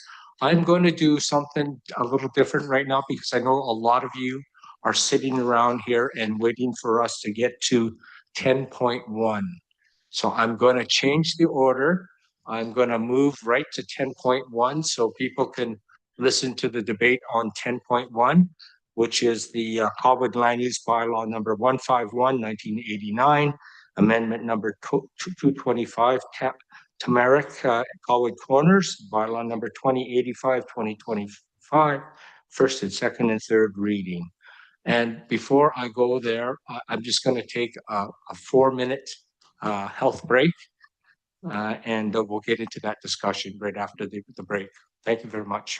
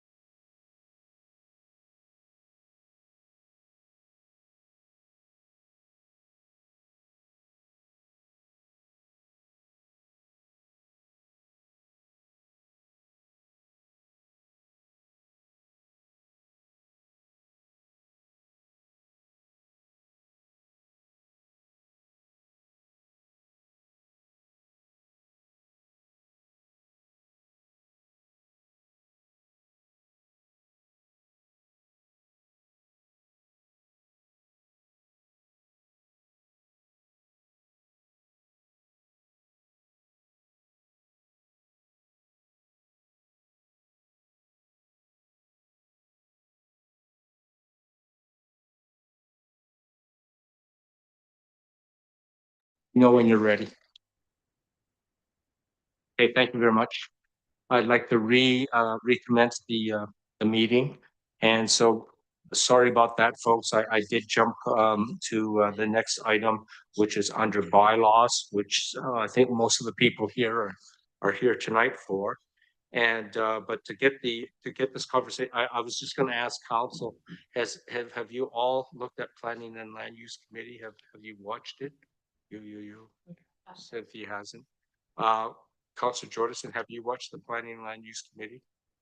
Okay, so because Councilor Day hasn't seen it, if you know, Mari, I'm gonna turn it over to you to reintroduce this, please. And if you can give us the Coles note version of this. I think the big part of this is actually the debate on this. Okay, thank you. Or Richard. Okay.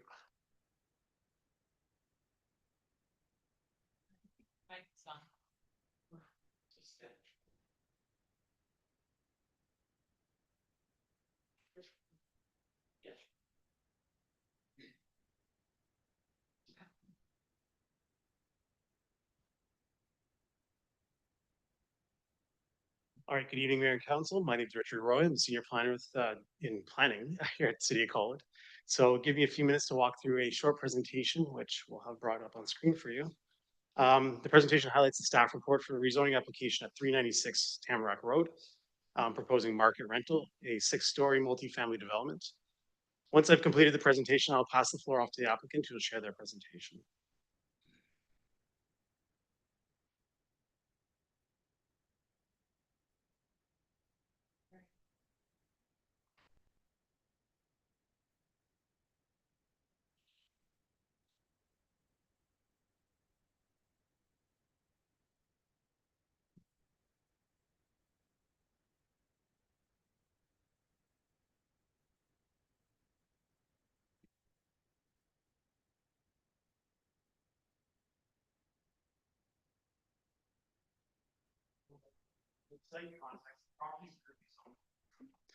So site context, the property is currently zoned R1 and located in an established neighborhood of mature single-family homes on large lots. The R1 zoning sets baseline for what is currently permitted, but future development potential is guided by the official community plan designation. The site falls within the Colwood Corners OCP designation, which policy direction for this area to become a key urban node for the Colwood and is identified within the OCP for intensified growth and redevelopment. This designation signals the city's intent to transform the area into a vibrant mixed-use urban center, clustered largely around the Colwood's Transit Exchange and the Galloping Goose Trail. Further, the Colwood Corners designation seeks to connect more residents to transit options and promote walkability and cycling options as well. Neighborhood in transition. So the proposed development marks the first major shift from the area's established low density arrangement, introducing a higher density residential format that signals a transformative change for the neighborhood. This is an emerging development trend with a parallel submission for 420 Tamarack, proposing a similar level of density. These current proposals suggest the beginning of a broader shift towards intensification of the neighborhood.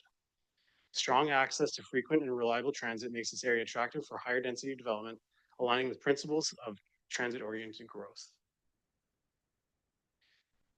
The proposal is a 6-story, 66-unit market rental apartment with floor area ratio of 2.43 and 40% lot coverage. Located 200 to 250 meters from the Blink rapid bus stops on Goldstream Ave, the project promotes transit-oriented living. It includes 52 vehicle parking stalls and 103 bike parking spaces, with amenities. It includes amenities such as a bike washing and repair stations.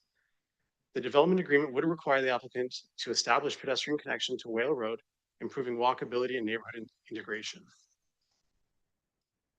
The project would address Colwood's forecasted need for 1,562 new rental units over the next 5 years. To date, 292 rental units have been approved through development permits this year.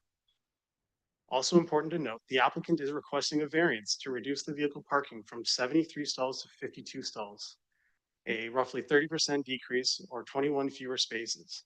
Without this variance, the proposed rezoning cannot proceed as designed. Excuse me, would you just say that last part? Without this variance, the proposed rezoning cannot proceed as designed.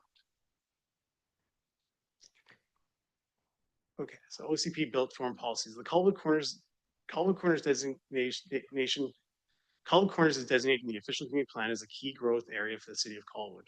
It supports a mix of low, mid, and high rise multi-unit buildings with heights ranging from 6 to 15 stories.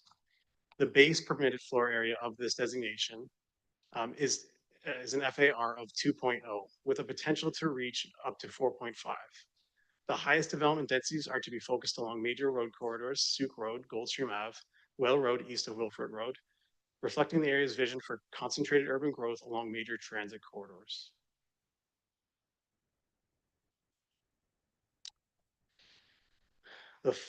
So the following, the map on your screen highlights the Colwood Corners land use designation in red.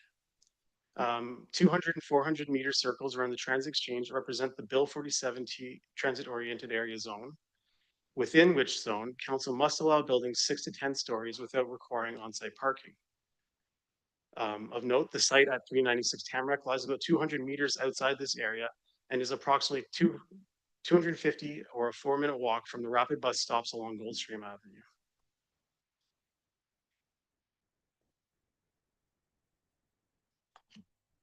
All right, so the proposed Tamarack Colwood Corners zone. The proposed zone is intended to serve as a template for future development in the neighborhood. While the parameters allow for construction of a 6-story building, the zone also permits townhouse developments.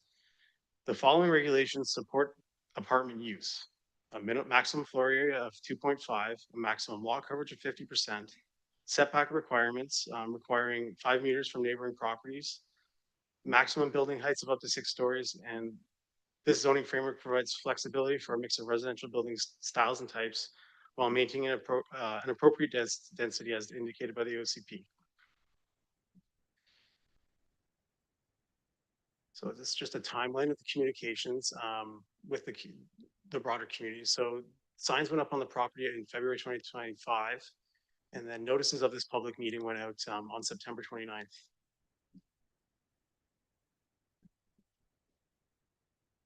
Questions were brought up surrounding the application process at the Planning and Land Use Committee meeting. The following table sort of illustrates the process for that. I will reiterate again that the variance approval for the reduction of street parking is required prior to bylaw adoption. So should council proceed with readings, staff anticipating completing a required notification and bringing forward a staff report that for the required parking bylaw variance.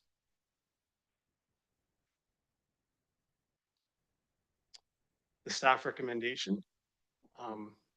Yeah, so it's a long one. I won't read it all for you. Of note in there are a couple of requirements in the development agreement. That's the pedestrian and bicycle connectivity, the extended bike parking facilities, and then these are council's options. That's all I've got. So, yeah, thank you. Hey, I'll open the floor for questions from council. Could you show me Councillor Jordison also, please? Or if she'll tell me if she's, oh, it's not. Okay, we'll start with Councillor Jordison, then Councillor Day on deck. Councillor Jordison. Sorry, having trouble unmuting. I guess I guess tonight I thought that we would be seeing something a bit different. I think from watching I know from watching the Planning and Land Use Committee, the instruction was for council to come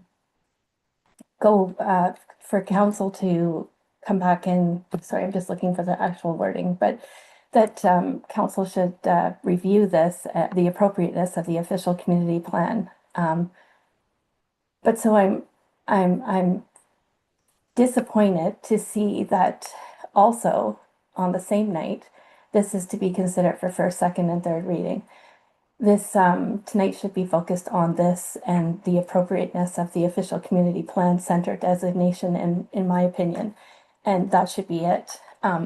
there are many people in the audience that have come out tonight to speak to this, and there are definite issues around this. So I would have liked to have seen some sort of report, some sort of information about why this was designated this way, why it was included.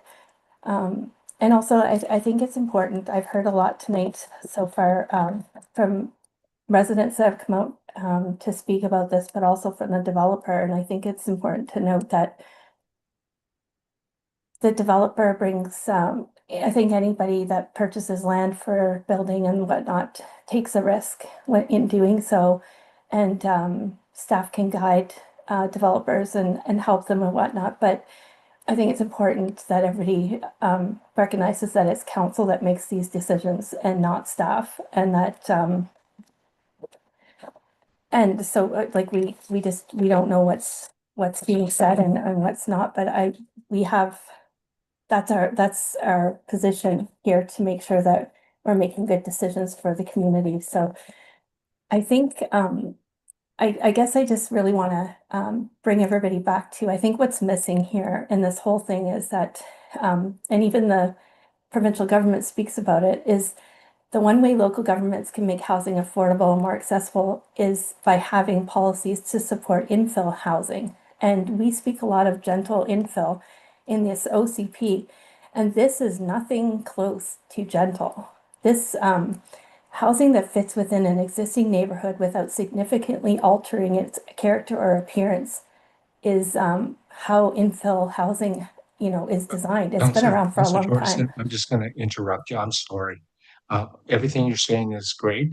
I want you to keep it for comments and for, when there's the motion on the floor. And I'm going to break down the motion in actual fact, because there's too much in the motion right now. But what you're doing is this is questions just on the presentation itself. So I'll wait till there's a motion, and I'll just get someone to make a motion so we can discuss it and you can make your comments. So please save everything that you just said right now. I just want to get through the questions. Okay. Okay, Is that okay with you? sure. Yeah, and I do have a motion to add as well. Okay. So I'll just I'm just wait going around for till then. questions on the presentation right now. I'll get back to you. I'll circle around to you. Yeah. Okay, thanks. Any other questions on the presentation itself? Councillor Day. Thank you. I just wanted to ask staff if they could help me to understand, since this motion that's on our agenda is the staff recommendation for council to review the appropriateness of the official community plan designation for this neighborhood. I would like to understand how staff envisioned us moving ahead with that. So the OCP was amended, rightly or wrongly, to include this neighborhood in the official community plan for designation for the Colwood Corners higher density, envisioned to be much taller buildings. And I think what I've heard from a lot of people, including around the table at times, has been that this is not really the same. This is a single family area, next to a more natural area of Gamble Park, and having it included in that other very high density. How does that work? Like, what would we need to do to change that OCP designation? Staff. Good evening, and thank you for the question. So the recommendation that is before you was the amended recommendation from the Planning and Land Use Committee. So they were the ones that put forward for council to consider the appropriateness of the Colwood Corners designation. So we did not receive direction from council to consider the appropriateness of the OCP. I think it was our understanding that that discussion would happen this evening. I think the Colwood Corners designation is essentially it's our city center designation. It's our area of highest density. When we talk about gentle infill, because of the close proximity of this neighborhood to transit, to employment uses, to Goldstream and Whale, this isn't necessarily the most appropriate area within the city to have gentle infill. Those are going to be areas like in our neighborhood designation, which supports up to 3 stories in townhomes. This is our highest density area, and the way that the designation is written is that it supports developments that are up to 15 stories with a minimum FAR of 2.0 and maximum 4.5. So council can deliberate and determine if they feel that that density is height is appropriate for this neighborhood or not. Okay, thank you. I have just a couple questions on the presentation. My first question is, could this have been an oversight when it was approved? Because to me, after visiting the site, I went over and took a look and I scratched my head a little bit. Now, I understand, the Vision 50, Vision 2050, with all the high rises in the core area there. But where they are, this is just me speaking, it's my humble opinion. It's just inappropriate. Like, it's just strange. I just thought, so even though it's in our OCP, and I understand that, I do clearly understand that, but sometimes oversight, right? And sometimes people don't look, because I'll make a comment, for example, right now. It's my second question when it was mentioned that it's a 2 to 4 minute walk from there to our Colwood Exchange. Holy mackerel, you guys are fast walkers, because there's no way these little Japanese legs can do it in 2 to 4 minutes. So, I question that. So I question the validity of people actually looking at the site, and it's mind-boggling to me. So that's my question. Could it have been an oversight? So I'm not pointing the finger at anyone, but did someone actually take a look at this? Is my question. It just seems very odd to me. Thank you for the question. So our OCP was adopted in 2018. Yes. Our previous OCP in 2008 also did include this area within, it was actually called city center designation as part of that OCP. So the inclusion of this neighborhood within that high density designation is not just from the 2018 OCP. It was from the previous OCP as well. And I really think that just speaks to, good planning principles of being in close proximity of transit and multiple commercial uses and employment generating uses. And that, as I mentioned, is kind of our high density area right now. So So walking times, where did we get those walking times from, by the way? So that walking time is not based on the exchange itself. There's actually 2 stops along Goldstream Avenue. Yes, you'd have to cross Whale Road. Well, I guess Whale and Goldstream to get to the southbound stop, but it's approximately 260 meters. Okay, I misinterpreted what you stated. So my next question is, within the report, we talk about what our housing needs report is. They talk about in the next 5 years, we need 1,560 new rental units. But where are we today, right now? Because we've approved a bunch of stuff in Royal Bay, Beachlands, stuff over in Allendale District, Sooke Road times 2. There's a lot of things that are going up. And then even our 2050 plan for, I'm not talking where they are, just the core itself, where I think we were talking about 20+ story units there. So what's that collective number? Like, where are we with that? See, that inventory, like, to me, I don't know where we stand right now. Like, are we exceeding if all that happens, or are we still short? So that number is a 5-year number. I will say that I pulled some numbers today for 2025. We're at 292 rental units approved through DP in 2025. Okay. And then occupancy in the time frame we have here is August 1st, 2024 to August 1st, 2025. 141 rental units received occupancy in that time.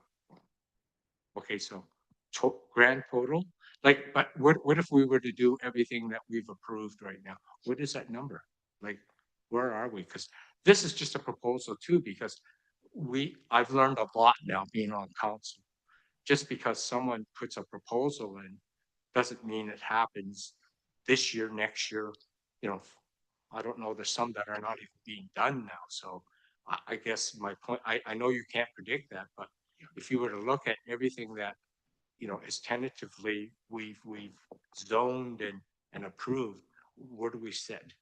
Do you have that number? Thank you for the question. So we did come to council, I believe it was in September or August, with our housing targets update report, which did suggest that we were meeting our housing targets. So our housing targets are occupancy numbers. Housing needs are not occupancy numbers. We just need to demonstrate that we meet our housing needs through policy and our land use bylaw. So that's those two separate aspects of the Bill 44 legislation. So I think what you're referring to is housing targets, which we did bring forward and we are meeting. So we're on our way to meeting the 1562. I just want to make sure I understand this correctly. So the 1562 is our housing needs. That's correct. Which was from our housing needs report. And we need to demonstrate that we achieve that through the proactive planning piece of the Bill 44 legislation. So for us, we will be proposing to permit small scale multi-unit housing to meet those housing needs. Housing targets is what you are referring to, though, and that we are meeting and succeeding the housing targets. Sorry, did someone just say something? Oh, okay, sorry, I misheard. Okay, I think I understand this. And yeah, so the other thing that in your presentation, and you know how tough I am about this, and I am very tough, and that has to do with the reduction in parking. So what we're doing is, and I was a councillor at the time, and I voted against it. I distinctly remember when we did the reduction in the parking requirements. And that was a low number. And you know what? I mean, it's democracy. Democracy worked, and democracy said, the rest of the majority council said, yeah, well, we're going to reduce it. So that was the low number. So as mayor, I take the prerogative right now to say, I get kind of angry when we can't meet the parking numbers. You want a almost a 30% reduction. And I just find that just atrocious, because I've seen those streets right now. So what's going to happen? And I know this, and we better learn this from other communities, you know, other neighborhoods within the West Shore right now. You see what happens to West Hills. Well, even Royal Bay, for example, right now at night, you can't do it by the day, but during the night, you know, there's so many secondary suites, and everything's filled right up. It's terrible. Even where I live, you know, up on Byzantium off Latoria, it looks empty, but during the night that you can't find a place to park on the street, because, you know, there's so many secondary suites. But so what we're doing here potentially is rubbing salt in the wound. We're saying, hey, by the way, we want you to be okay with these 66 units, But you know what? We're not going to meet the parking stall requirements, the minimum parking stall requirements. In fact, we're going to reduce by 30%. So that is just, I've voted for against every one of these reductions. I can tell you that as mayor I have, and I will continue to do this, even with this particular motion. But so and so what I heard tonight, and that's why I asked the question again, Richard, you know, they're going to have to do something else if say everything else passes and that doesn't pass, what's going to happen? What's the consequence? Yeah, certainly. Should council give, excuse me, should council not agree that the variance should occur, there should be no readings given to the bylaw, as the proposal as it stands would not be able to be completed without a variance. Okay. And I think that's why it was important to bring it forward as part of the process, so that because council was aware and was able to know that the variance was required as part of the development. Okay, thank you very much. So CAO, I'm just going to ask a question to you right now then. So I'm just trying to figure out the chicken or the egg situation here, because the two most pertinent questions, or the two pertinent parts of the recommendation. Number one is we consider the appropriateness of the current OCP designation, right? But the other one is that I caught here is they want the variance in this motion too. So not only they want a rezoning, they want a variance. It's all in one. And so should we be what would your recommendation be? Should we be tackling this parking issue first and then the appropriateness or of the OCP designation, or the other way around? Without the parking variance, this proposal won't be able to go forward. So if council is not interested in seeing the proposal that would have these variances that goes along with that, this proposal cannot go forward. So that's why we've brought that forward, with the idea that if council isn't supportive of that variance, the application shouldn't move forward. Because if that parking variance is too egregious to council, then the developer should know that and not put any more weight behind the application, knowing that council isn't going to support it. So I think it's appropriate that council consider that. In terms of the OCP designation, our OCP was done in 2018, 7 years old. It is under review, and council giving us direction to have a look at the OCP designation in the neighborhood would be appropriate, not just this property, right? The Planning and Land Use Committee suggested that council look at this. We didn't bring that forward, given that council hadn't considered the application. This is your first opportunity to do so.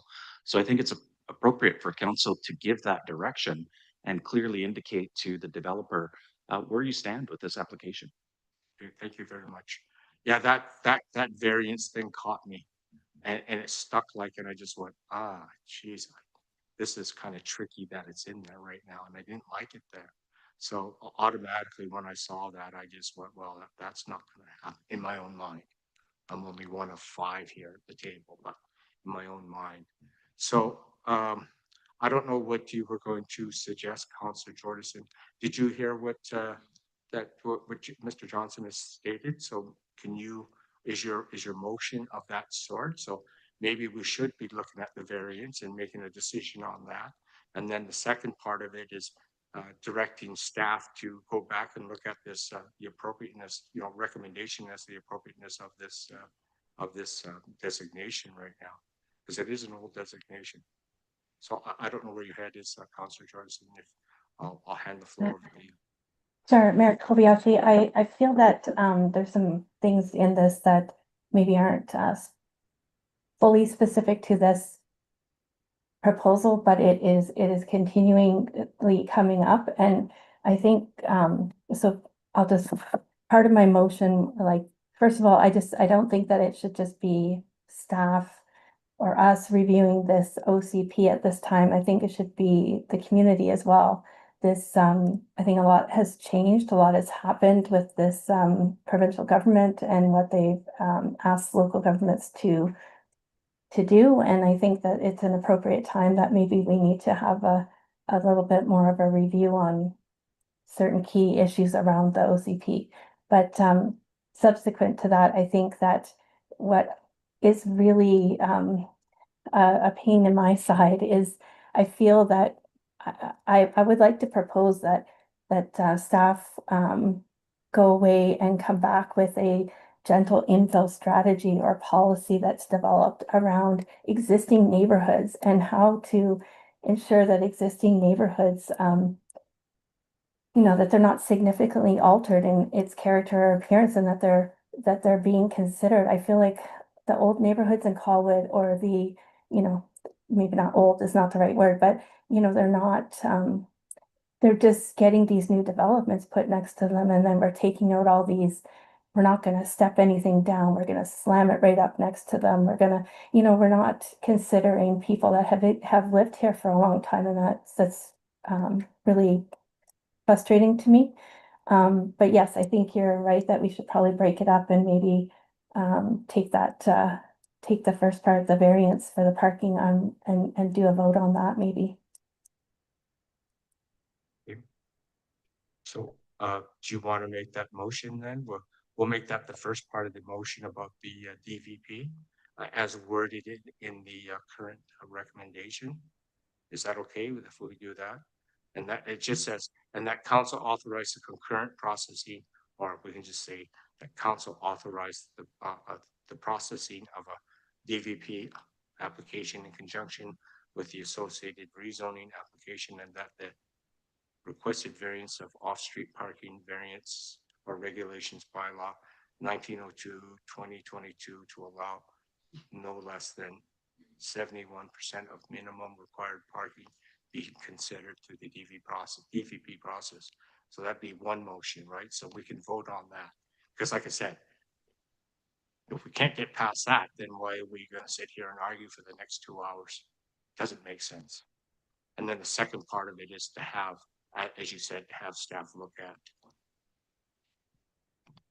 another designation, whatever that may be. And the one thing that I just want to caution staff on is let's not get mixed up with Bill 44 and Bill 25 in this, because they are separate things, right? They really are. Their guidance on, if we're in those rings basically, but this is, is the suitability of this building. That's the question right now. So, well, the first part is Can I just make a comment Yes. about the wording of the recommendation? If you're gonna split it up, Yeah. the way that the DVP part of the recommendation is worded is to authorize staff to process the DVP application. And so our intention was that we were going to return to council with a separate DVP report. And at that time, you would make the decision on that development variance permit. And so if you're wanting to vote on the items within the staff recommendation separately, you're likely going to have to reword that DVP section to either approve or deny. Thank you very much, Marty. Jason. The DVP isn't in for consideration this evening because we'd have to go through the process. Mr. Roy did put up the overall processing and how that looks at the DVP will be down the road. What's for council's consideration is this an appropriate zone for this particular property? And that's what's in front of council tonight. And turning it down would mean that the DVP isn't processed. Right? So that is an option for council, which would then send the developer back knowing that the DVP isn't something that council is going to be wanting to consider in the future, that you believe that the parking requirements are appropriate with what's in the zoning bylaw now. And if they can't make it past that post with this application, then council should deny it. Okay. So a suggested motion then, please. Mr. Johnson, do you have a simpler suggested motion, please?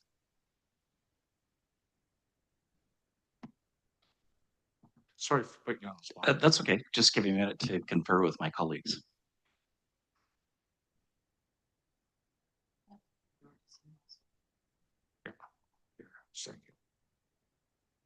give him the floor.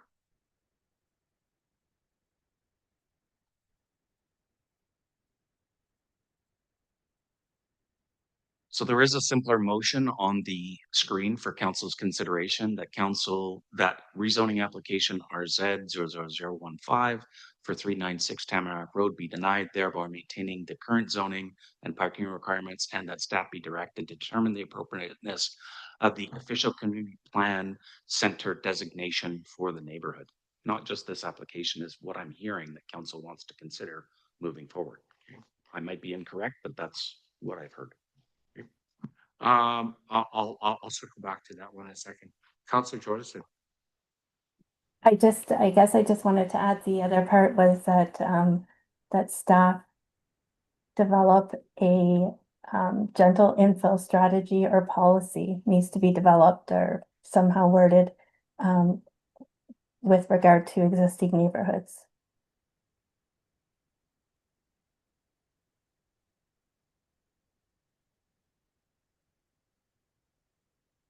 Staff opinion, please.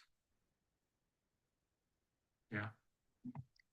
Yeah, that can be added. That's appropriate. Okay.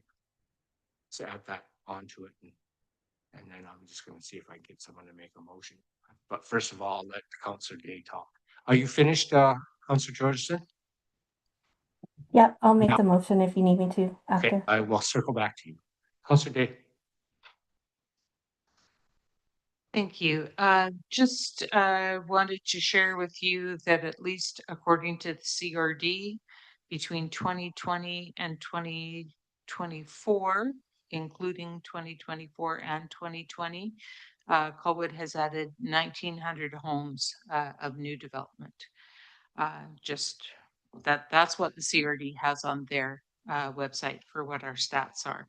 202 in 2020, 216 in 2021, 268 in 2023, 627 for 2024 reported, and 587 reported for the final year, which all adds up to 1,900.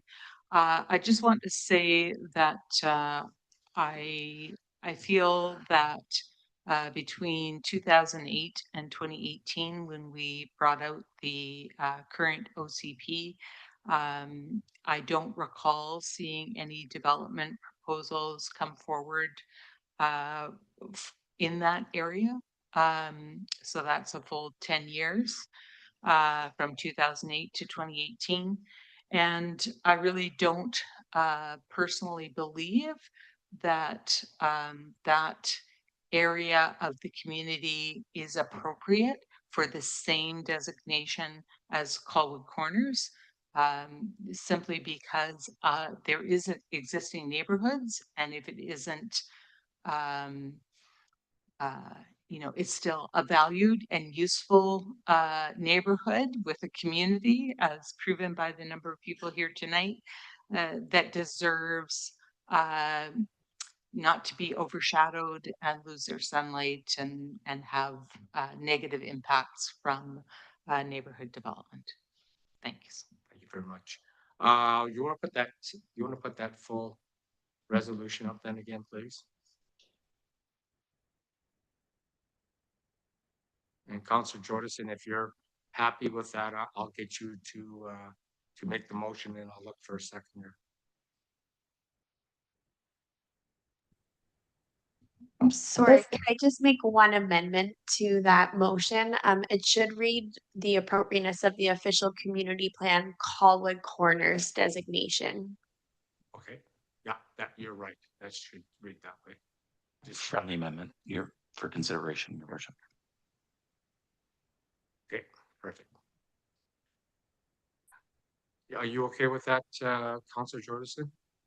I just wonder if the last bullet should say, and maybe defer to Councillor Day, but a gentle infill strategy for the official community plan, but for existing neighborhoods. Or I'm not sure if it's Yeah. Okay. there. Yeah. No, I think it looks great. Okay, I'm going to get this on the table so that we can discuss. You want to make the motion on that then, please? Yeah. Okay, second, Okay. please. Yeah. Okay. Councillor Olson seconds it. Now open it up for discussion. Oh, Councillor Day. On the motion. Thank you. On the motion, I just wanted to, oh, it's disappeared. It'd be better if it was up there. The development of that gentle infill strategy, I think, is really important in thinking about this and a number of other somewhat controversial decisions that have come to the table.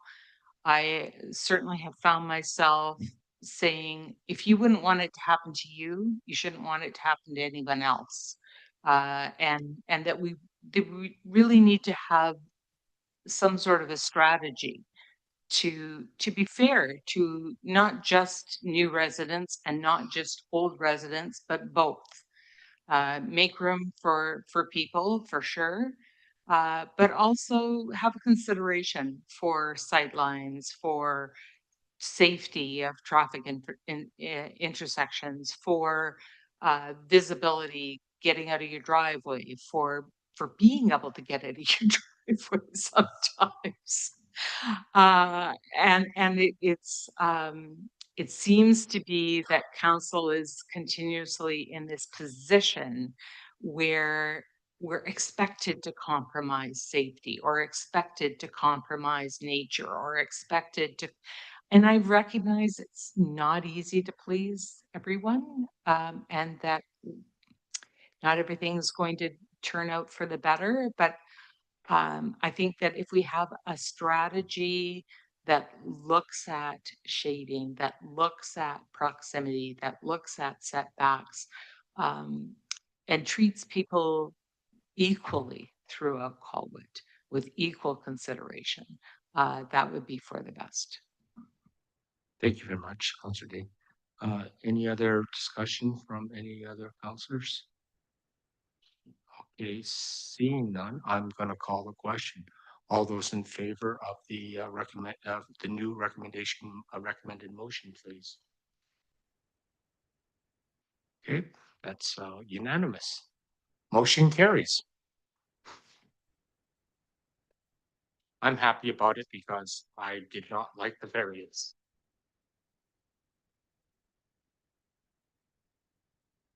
We're okay. We shall move on.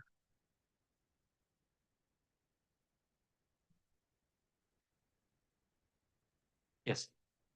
2 minutes? Oh, sure. We'll just take 2 minutes here. I can go to the bathroom.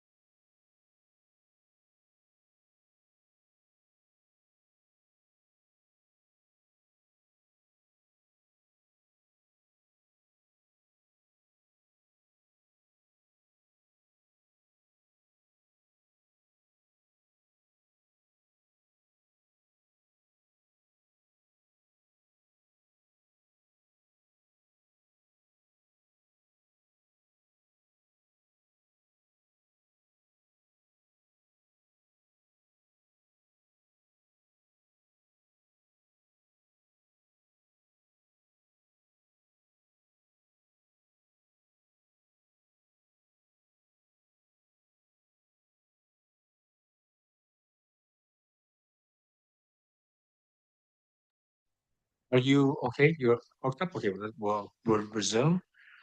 We're going to item number 8, unfinished business, City of Colwood accessibility plan adoption. CAO, do you want to introduce this, please? So we did cover that one through the previous motion to bring us to section 9, I believe. This was just getting the group to, what are they called now? Thank you. Access Westshore. They've reviewed it now and given us Correct. comments. You've incorporated them. So I guess I'm just looking for a mover and seconder of the recommendation, please, okay? Okay, thank you very much. That's Grove and Olson. Discussion? Seeing none, I will call the question. Any opposed? Seeing none, motion carries unanimous. Sorry, Councillor Jordison, you're gonna have to remind me to keep looking up at you. Sorry about that. Okay, new business. 9.1, development variance permit number DVP 0013641 Latoria Road. If I can get the CEO to introduce this, please. Thank you, Your Worship, members of council. This is DVP number 0013 for 641 Latoria Road. The recommendation is that development variance permit number DVP 00013 for the lands at 641 Latoria Road be approved, which have to have the effect of varying section 2.1.20 of the land use bylaw number 151 to permit an increase to the maximum retaining wall height from 1.2 meters to a maximum of 5 meters. And as per the geodetic elevations and locations on the subject property, as indicated in the development variance plans. This was a matter that has been considered by the Planning and Land Use Committee, and that recommendation is included for council's overview. We do have a presentation should you wish to receive it, and we're happy to do so if that's what council wishes. Okay, thank you very much.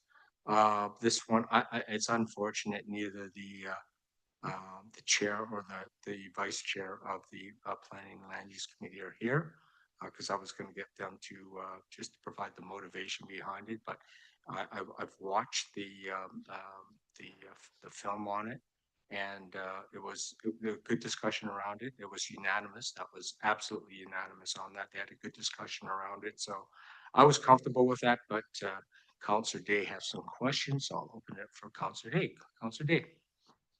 Thank you. I guess I'm very concerned with this proposal because of the retaining walls that are up to 5 meters, which is very tall. And the reason that we have the rules and regulations that we have is because the community was really unsatisfied with the other walls, both on Wishart Road and Latoria Road, which was the reason for us trying to move development away from geoforming and towards working with the natural environment, which was the basis of the 2018 OCP. The negative impacts of those retaining walls include increased noise being reflected back to the other side of the road and a lack of a feeling of safety when walking beside them. The current rock wall on Latoria near Wishart Road and between Wishart and Besanton is not popular in the community. And it does little to support the community in the future, given that we live in an area where we are subject to earthquakes, and that causes great concern. I realize there are some benefits in the retaining walls in being able to not disturb some areas, but I really feel this was a big step that council took along with the 2018 OCP to reduce the impact of retaining walls, and we're just swept that all right under the rug. It will be used again and again to ask us why not this project, why not this place allow more geoforming. I don't think that is in the best interest of the community. So, just from what I've seen on the film, this was only the backyards anyways, right? Because the fronts were steps, right? These are not 5 meters in the front at all. And you can probably explain a lot better than I can what they're doing about those walls. They're a lot more robust than the ones that I live beside. Please, if you could, staff. Thank you very much. So yes, the maximum 5 meter retaining wall is behind building D, which is one of the furthest buildings there. The retaining walls that will be fronting Latoria Road average between 2.2 and 2.4 meters. And they will be stepped up as well. Okay, any other questions, Councillor Day? Okay. I will, can I get someone to make the motion, please? Okay, thank you, Councillor Grove, Councillor Olson. Discussion? Seeing none, I'll call the question. Any opposed? Councillor Day and Councillor Jordison opposed. Motion carries. Okay, move on. 9.2 TMP Phase 1 engagement summary. CEO, if you can introduce. Thank you, Mayor Kobayashi, members. This is for information only, folks. That's correct. Joshua Bayless, our Manager of Engineering, is here to speak to the report. The recommendation is that the report submitted September 19th and presented October 14th from the head engineer titled Transportation Master Plan Update Phase 1 Engagement Summary be received for information from Council.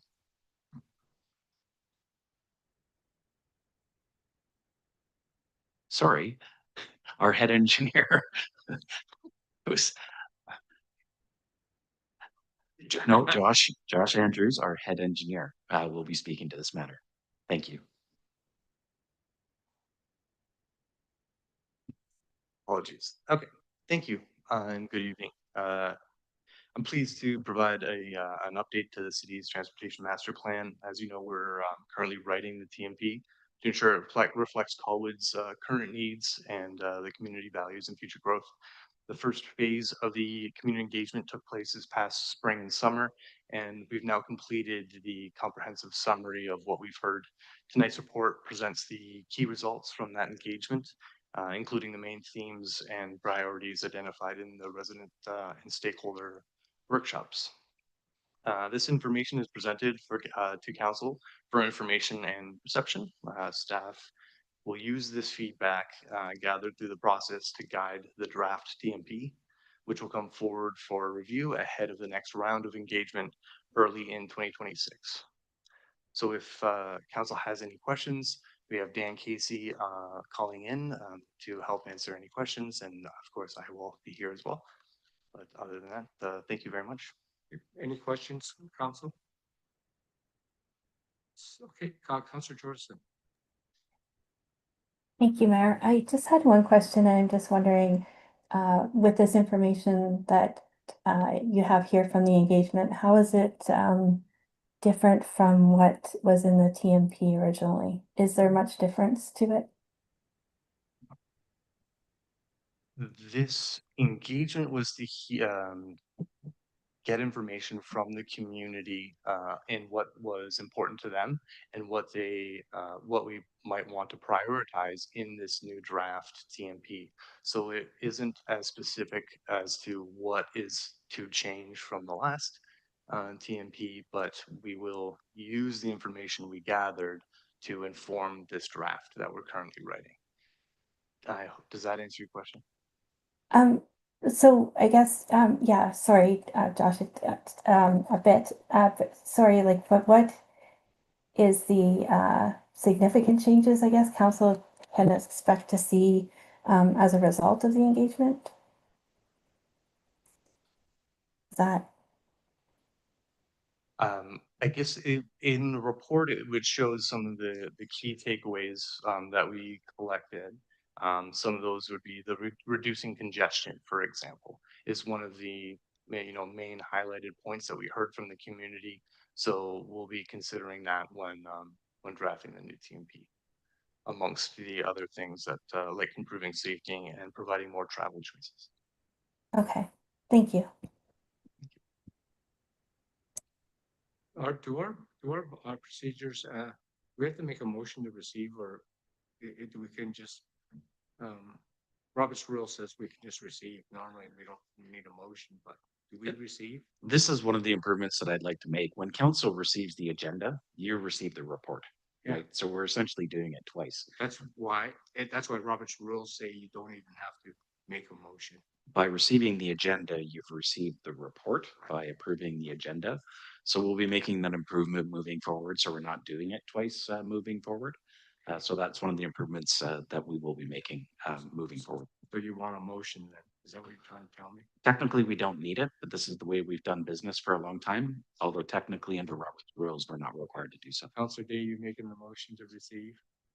I will if you acknowledge my Yeah. Councillor Day. Thank you. I will move receipt of the report, but I'd also like to make a request that as we move forward with the transportation master plan, I would really like to see us do a dedicated engagement at City Hall for members of the public to see and give us direct feedback on where we get to so far, because I really found that engagements that were off the cuff at other events are, sure, you'll hear about people's gripes about this, that, or the next thing, but they don't have their transportation hats on at those events. And when we did our trying to think of the name that we gave it, but we did a community engagement at Colwood Corners, and it really wasn't as well attended as I would like to have seen, or as well supported. It was, I think, too many things vying for attention in one room at that particular event. So I'm just asking that we could please have an engagement session that's just about the TMP, work with, I'm sure members of the committee will come and help. And I'm also sure that members of the community who aren't members of the committee would like to come and engage with council to talk about how transportation gets developed in Colwood. Seconder, please. Councillor Olson. And any opposed? Seeing none, we'll move on. Thank you very much. On-street parking management update. CEO, if you can introduce the speaker, please. Thank you. This is the on-street parking management update. Byron Grant, our manager of building and bylaw services, is here to provide context around the report. The recommendation is that council adopt the draft on-street parking policy and that council adopt the draft on-street parking management procedures, and that council direct staff to prepare proposed amendments to the City of Colwood Traffic and Highway Bylaw number 1134/2010 that include limiting cars that are able to be parked on the street to 72 hours and the maximum number of vehicles parked on a street associated with a household be limited to 2. There is a staff presentation should you wish to receive it.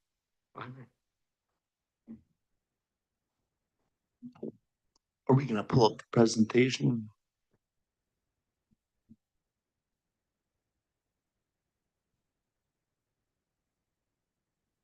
It makes parking topic a little more exciting.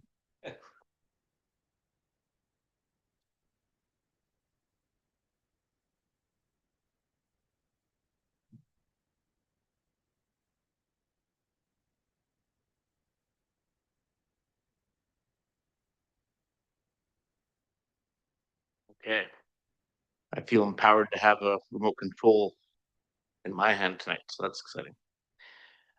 So good evening, council. We're here tonight to discuss the feedback received from the community regarding on-street parking management in Colwood and to discuss the next steps with the proposed changes. So what sort of feedback did we receive? The staff collected feedback at the Ideas Fair held on May 10th, 2025 at Colwood Corners, where we received between 15 to 20 responses. Also, a Let's Talk Colwood survey was conducted over the summer that recently was closed where we received 78 responses.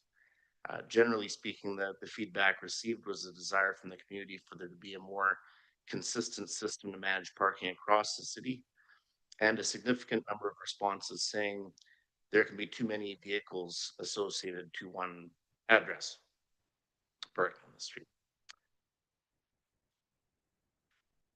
So the following are some of the notes we received from the public at the Ideas Fair. I'd be happy to read some of those out. So, you know, limited space for parking in Colwood. Carpooling should be encouraged to limit vehicles. Too many vehicles associated to one address on a particular street in Colwood. Number of vehicles should be limited per household. Residential only parking policy should be area specific focus and not a general rule. Concern with receiving a ticket on Colwood Corners property.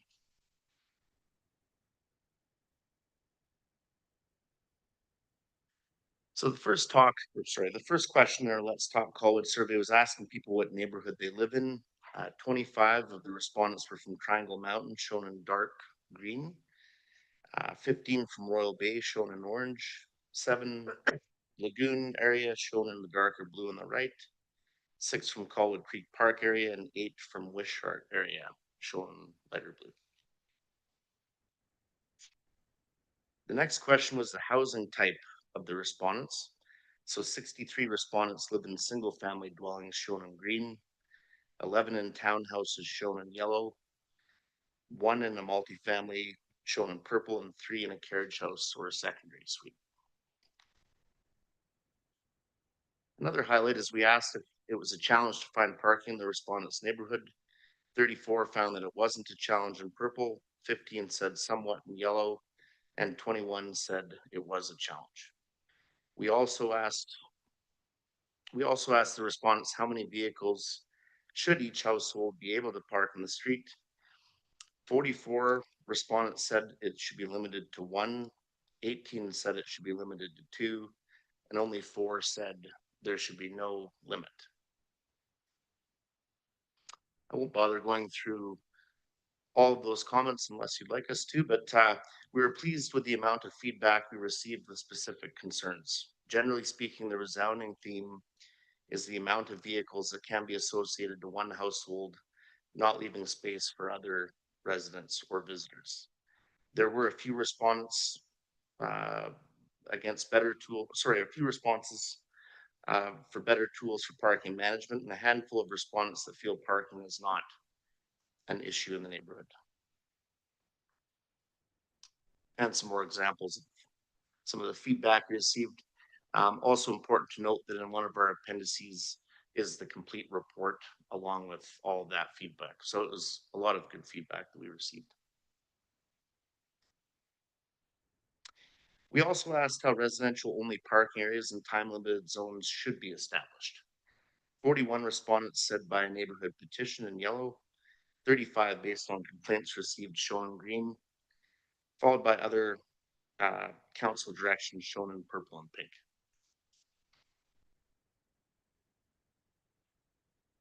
So what do we propose?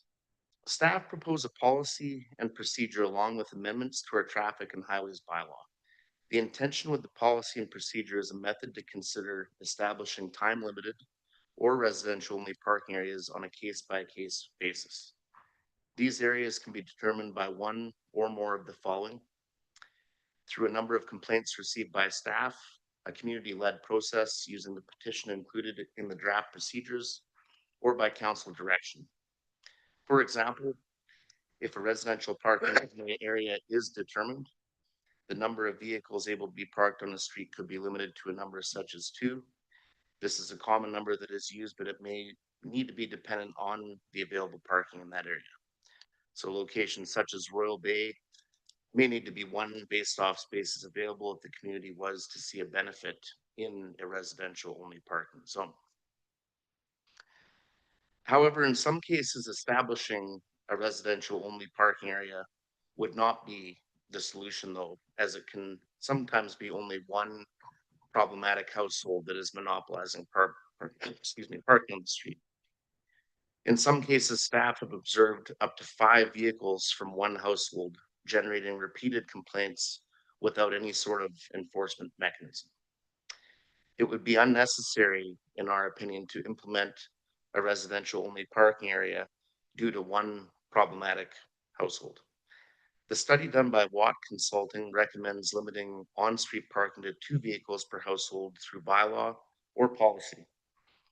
As an additional tool for these situations, staff also recommend amending the traffic and highways bylaw to limit households to 2 on-street vehicles across Colwood, with discussion tonight on how households should apply to uses such as multifamily units or secondary suites. Staff are of the opinion, as a starting point, that all housing types are considered a household, with exception to ancillary uses such as a secondary suite or accessory dwelling unit. In a case where there is a single family dwelling with a secondary suite, the property would be limited to 2 cars on the street, and they would have to utilize the available parking on their property.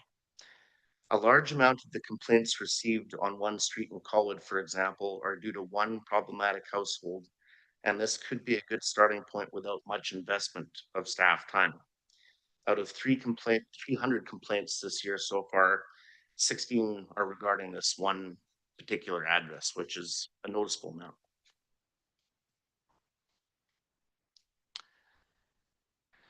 We also proposed an amendment to our traffic and highways bylaw to limit maximum time a vehicle is able to be parked on the street. Currently, if you reside on a street, you're able to park indefinitely as long as the vehicle is insured.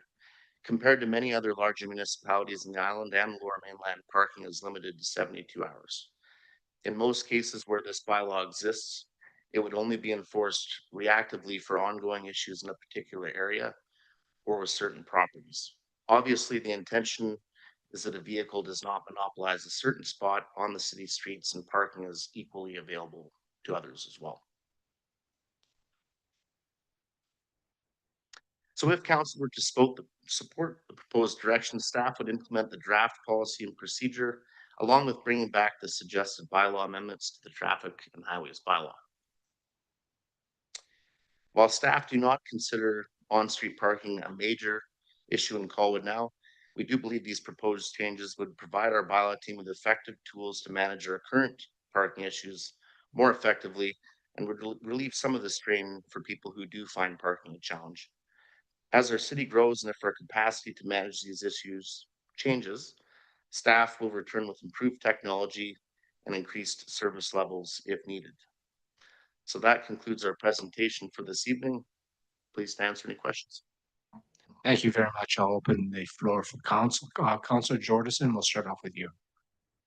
Thank you. Byron, I guess I just, my first question is basically, well, my statement, I guess, is that I think that if developments and homes and properties were designed right from the beginning to have the number of parkings that we need in there. So basically what I see sometimes is that there's houses that are built and they come with a suite, but you know, you can barely get your own 2 vehicles in there, let alone parking for the suite. So a lot of people that have suites in their homes don't have the parking for them. I see that you're suggesting 2 on the street, but I think what's not being talked about here maybe is the price tag that might come with this, because I don't know how people are supposed to know who's parking where, and if there was issue, the homeowner could park on the street and the tenants could park in the driveway. I don't know. I think there's a lot of patrolling and stuff that I see here. I see dollar signs popping up here, and that it would get costly to manage this, and that's my concern. Thanks very much for the point. Councilor Day, please. I guess I was looking for an answer for Councilor Jordison's question. Oh, I'd be happy to speak to that. Yeah.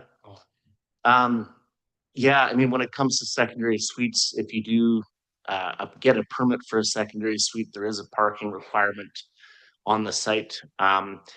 Definitely, you know, if we were to look 10, 20 years into the future, I can imagine an entire department dedicated to parking alone. So as council is well aware, we have 2 bylaw officers in the city, and this would be approached reactively. So as a bit of a snapshot, when I think of problem households in Colwood, I can think of 3 that we wish we had a bylaw for. They know the rules, they know they're allowed to park as many vehicles as they want in the property. And so an overarching policy, which I do think would work, could work in some areas as we start to see more density, doesn't always suit those situations. We'd like to have some sort of tool to be able to relieve that strain we see with a particular household. So definitely proposing these recommendations, we put a lot of thought into what that means for our capacity and what we're able to take on. What we propose is not meant to change our work tomorrow. What we propose is giving us a tool to start with to establish time limited zones, residential only parking areas, limiting the time for how long a vehicle can park in the street, and for lack of a better term, targeting a problem household without using too much staff resource and time. So what we propose is we feel we're biting off what we're able to chew at this point with our issues in Colwood. And should that change, we would certainly come back with improved technology at different service levels if we need them. If that answers your question or comment, Councillor Jordan. Thank you. Before I just gonna, Mr. Johnson wanted to say something. Yeah, anytime we bring a proposed bylaw, we'd be bringing forward what the resources look like. Bylaw enforcement is an art, not necessarily a science. And the responsibility for staff is not to go out and proactively look at this. We deal with bylaw complaints. So you're not going to have officers going out having patrols to see who's parking, who's there for more than 72 hours. These are for the problematic properties that we've all seen. We all get the complaints, and the residents know. They'll move it, a few feet. Right now, once they know what the compliance is. And this is a small step towards making parking more attainable, but at the same time, not putting so much resources into it that we need more bylaw officers. As Mr. Grant said, that there are 3 properties that we know of that we could use these sorts of regulations, but let's also not forget with the provincial government changes with licensing, you no longer have the tags at the bottom of license plates to see if people are actually registered or not. Slap a plate on it. You have no idea unless you have those new units that the RCMP have, the license plate readers. We're not suggesting any of that. This is just a small incremental step to be able to deal with those parking issues that we know are there. And, we've also heard the complaints for the Omni development, charging for parking and forcing people to park off site. So this just gives us more tools in the toolkit to be able to deal with that. And anytime we bring forward a new bylaw, what we'd be looking for is also to do a 6-month review. How's it working? What are the resourcing impacts? Was this meeting the intended consequences that we're proposing? So that would be all part and parcel to that, bringing that forward for council. Thanks.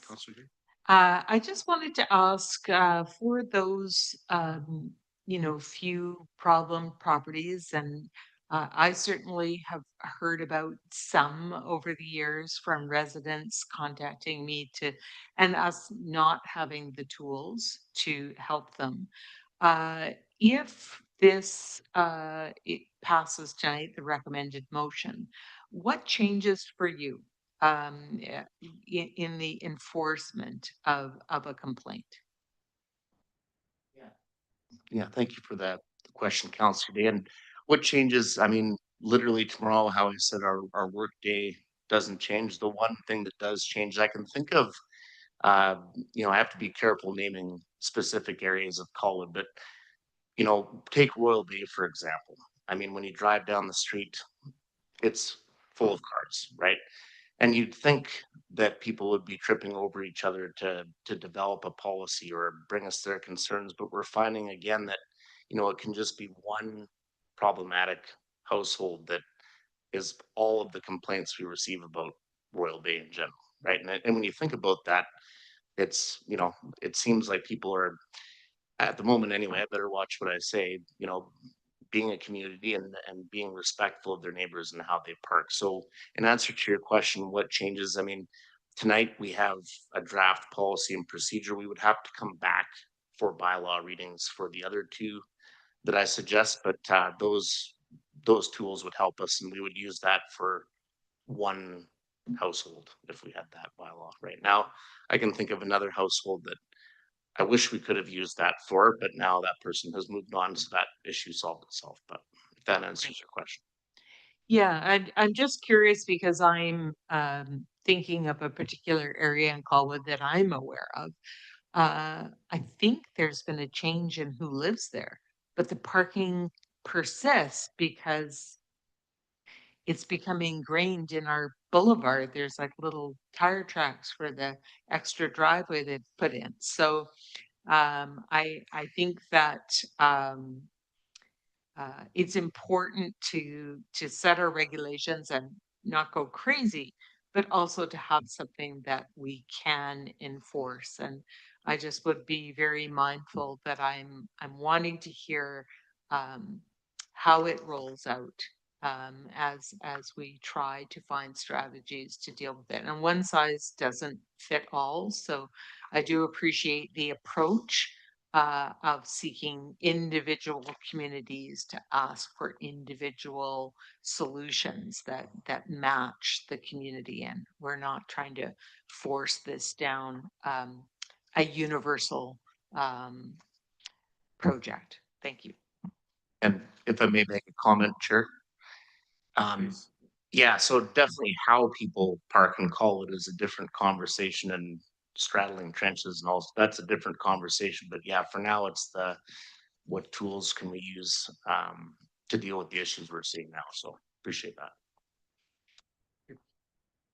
Councillor Grove. Thank you, Mr. Mayor. Just to clarify, this doesn't apply to anything on a property. This is strictly the road allowance. Correct. I've been confused about you know, the interchanging the terms between on-site, off-site. I prefer to just stick with off-street parking, which was the topic earlier today on private property, and then on-street parking. Right, and so a vehicle wouldn't, there's definition about trailers and boats and truckages and any other elements that are parked on the street that would apply to that as well, right? I wouldn't be able to recite the traffic and highways bylaw off the top of my head, but I believe trailers are considered a vehicle or something along those lines. So I know that it's captured one way or another. Yeah, because I see quite a bit, you know, where there's 4 or 5 as I think Councillor Dave was alluding to, the newly formed driveways or people parking all over the lawns and so on. And then there's vehicles that are not licensed or insured on the property and so on. So this is strictly, we're talking 2 cars per house allowed on the road right of way. On our city streets. On the city streets, right? Yeah. And then in addition, a suite, in-house suite would require would need to require supply 1 more spot to a normal allowance. Yeah, what we would do through the chair, what we would do is we'd bring back a bylaw, and then contained within that bylaw will be what we suggest is the definition of a household. And so the household would include different housing types, but where we see strain is secondary suites, accessory dwelling units, that sort of thing. So we would suggest that any sort of use that's ancillary to that primary use, if you were to see a secondary suite in a duplex or a townhouse, that would just count as one household still. So you couldn't have that added to the parking on the street, would be the theory. It's great. Yeah, I would move the recommendation. Oh, I see. Councillor Olson. Okay, yeah, thank you very much for that. Councillor Olson. I'll be quick, Councillor Grove. It's not, no, I don't really have any questions, just more or less a comment, because I can imagine that this is not an easy task to regulate, because the Colwood is just, there's so many diverse kind of like little pockets and neighborhoods, you know, you've got the older neighborhoods, like Triangle area that are, you know, have lots of vehicles, lots of gas powered vehicles. You know, and many households have 4 or 5 cars. You know, they do have the property, many of them, to be able to park those vehicles on their property. I know I'm one of them, but you know, you do end up with one car on the street sometimes. So kudos to you. It's not an easy task. I guess the other comment I have is I see the benefit of area specific, like looking at residential parking in areas like Royal Bay, like you said. You know, it's their narrower roads, a lot more density in there where I can see a need for implementing something like that. So good on you. It's a good start. Thank you.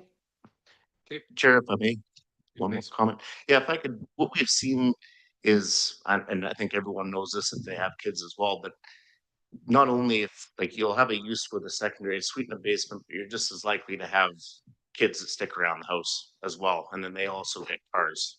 And so that would still capture that 2 per household. And the NSX might have to park somewhere down the street or on the property, but we are seeing that, you know, if the basement isn't a secondary suite, it's just having kids stay around because of the cost of rent. But I thought I'd add that comment. Thanks. I have a couple questions here for you, Byron. I guess one of the things that struck me is that you said 21 people had challenges just in that small little sample you had. So were the challenges in a certain area of Colwood? That's a good question. I don't have that level of detail from the survey. I could So- see if it's tied to And areas the reason specific. I'm asking this question, it always goes back to the first question I look at when I look at your reports. What problem are we trying to solve? Is it people are challenged to find parking spots? Is it people that park their cars there forever? Is it commercial vehicles parked on the street? Because I heard that a lot. I mean, even in my own neighborhood, you know, when they were doing the construction of the 6-story building, they parked all their vehicle, like all their big heavy machinery on the street. I mean, it was incredible. And it wasn't for 24 hours, it was like for 48 hours, or actually over the whole entire weekend. It kind of pissed me off, to tell you the truth, but it was, so I'm just trying to figure out what problem are we trying to solve? So, you know, I'm asking that question. What is the problem that we're trying to solve? Like, have you isolated what problem? Because there's a lot of problems, but so I'm just trying to figure out which problem are you trying to solve? Yeah, certainly. I mean, front and center, what we heard from the Ideas Fair, what we heard through the survey is the number of vehicles associated to one address. So it's, you know, what we think is that, you know, take Royal Bay again, for example, that if we were to be able to have this tool, we might see, because when we receive complaints, we assume that that's, you know, if there's 5 people complaining, there's probably 20 people that are concerned about it, right? So we like to look at that, and I think that again, that sort of change for us to be able to address that, or any problematic household, that might relieve a lot of the stress we're seeing. So, and then it also gives the suggested policy and procedures. It also gives you know, the community a bit of a voice. So if you really do think that, you know, parking is an issue in your neighborhood, you can fill out the petition. We would consider the support. We would do investigations during the day and night to see how much of the spaces are being utilized. And that's contained in the procedures as well. So at this point, we think we could manage that far, but that's the issue we're trying to solve. Okay, I understand. That's great. Thank you. And my second question is, you talked about you're going to have, everyone's going to have to register cars. So that's going to be a freaking nightmare too. Like I think anyways, that this is my own opinion. And maybe no basis for it, but I think that's going to be a nightmare, an administrative nightmare. And then I guess the second part of that question, are you going to give a grace period for people to do this? You just can't flick this on tomorrow. Oh my God, they'll come and lynch us here at City Hall. Yeah, appreciate that. And it's really important to distinguish the petition process or the policy to implement a residential only policy, which we don't suggest doing tonight. That would be led through a pocket of complaints for a certain area, or again, the community-led petition. But when it comes to, for example, if we did have a community in Colwood say we would benefit from a residential only parking policy, Looking, I won't mention names, but some of our larger neighbors in the area have actually had success with just implementing signage as a start. So, I mean, if you take where I live, actually, I can just say it. If you take where I live in Victoria, we have residential only parking by Hillside Mall. Right. In the 5 years that we've lived there, I've never registered my license plate because it isn't an issue on the street. So we have signs. So when I talk to the person who manages those issues in Victoria, believe it or not, they worked off of an Excel spreadsheet for just a couple residential only areas. Now they have developed 2 readers and increased staffing levels, I imagine. But I'm not kidding. 4 years ago, it was an Excel spreadsheet for that size city. So I might eat my words here. I don't know what will happen with density and parking over the next 10 years. But like I say, if a residential only parking policy was implemented, our plan is I don't think permits would do any sort of good for the community or us from an administrative part. It's as it becomes an issue, you register your license plate. So again, going back to my example, I never have yet. Thanks. So, and if a ticket is issued and your license plate isn't registered, that's something we'd consider as well. And we'd make that, it is front and center in that policy as well. Gotcha. So did you get Councillor Jensen's permission to take a picture of his front of his house there? Councillor D, second time. Thank you. I think everybody's spoken to it. I am very aware after a number of years of complaints and not being able to really do anything about it except require that, when people put in a secondary suite or an additional dwelling unit on their property, that was the motivation behind requiring that they have a parking place for the people. But there's been a lot of different roads that I can think of over the years where issues have been raised, and it's not necessarily just about cars competing for the space, because in our older neighborhoods where a lot of people are now parking, that's where you walk your dog or walk at all, because there's no sidewalks. It's a nice quiet neighborhood generally. So it just depends on where you are, but certainly in the last 4 years, I've heard a lot about long-term storage of vehicles on the street. I've heard a lot. I've seen a lot of just basically abandoning their cars in the middle of the road. There isn't really a parking spot on the side. They just take up the lane, which I think is somewhat traffic calming, but at the moment we don't have any action that we can really take. So I do appreciate that this is a starting point. It's going to be refined, and we didn't start with going to everybody has parking and it's going to be a big tax hit on everybody. We've started with, we're going to create some regulations that we could use if they're needed. So I think that that's a good start. So with that, I'd like to move the recommendation. Okay, thank you. Second, take up Councillor Grove. Any other discussion? Seeing none, I will call, any opposed? Seeing none, motion carries. Thank you very much. Okay, we'll move on to 9.4. Quarry Park Phase 2 and interim improvements funding request. The CEO, if you can introduce, please. Thank you, Mayor Kobayashi, members of council. This is Quarry Park Phase 2 interim improvements funding request. The recommendation is that council direct staff to allocate $611,000 from the Growing Communities Fund to complete the interim treatment plant for Quarry Park Phase 2. Gord Beauvillier, our manager of parks, is here to answer any questions that you may have, and I think he has a map that he wanted to share with council. Okay, I'll open the floor for questions. Councillor Day. Thank you.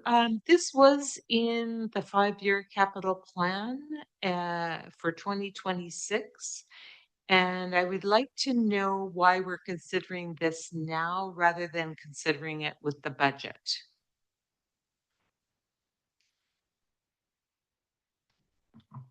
I think, oh, sorry, thank you for the question. Staff are just trying to reallocate resources and like financial and people to get the work, to allocate the work in the year where the spend is available because of the ALR issues with the Colwood Creek. This is for Quarry Park? It's not This- Colwood Creek. Right, but the budget we're just pulling forward, sorry, yes. I'm not sure, I thought it was based on your work plan though, Gord? Yeah, so I mean, the original plan was to have the developer build a field there through their parks plan through Latoria South. But in the field itself that was originally going to be built doesn't really meet the needs of a multi-use athletic field that we need. So we need to build a bigger field to accommodate sports, and to the bigger field accommodates more users. So through our collaboration with Westshore Parks and Rec, School District 62, and our regional, looking regionally, the smaller field would just not be, it wouldn't meet the needs that the city needs for an athletic field. So in doing so, in building the bigger field, it exceeds the requirements that the developer has to build the field. So this is an ask from the Growing Communities Fund to the city to allocate funds there so that we can get the field that's going to be able to meet the needs that the city needs for an athletic field. So is Westshore Parks and Rec contributing to the 611,000? No, No. they're not. Yeah, so I'm sorry, but I'm having a hard time understanding why this gets to go before everything else that's in the budget. This was a field that was already going to be built as part of the developer's contribution to Quarry Park. And with the same as with the interim seeding we did throughout the rest of the park, this was just an ask to be able to build that field, which the developer is needing to, their requirement is to get that field built. And so we need to move forward with that. And so the park funding for the park improvements for 2025 and 2026 are already in place. This would just be asking from that Growing Community Fund to upgrade this facility, this project. Sorry, I'm trying to answer your question as far as I do understand that you're asking the budget process now that's going forward.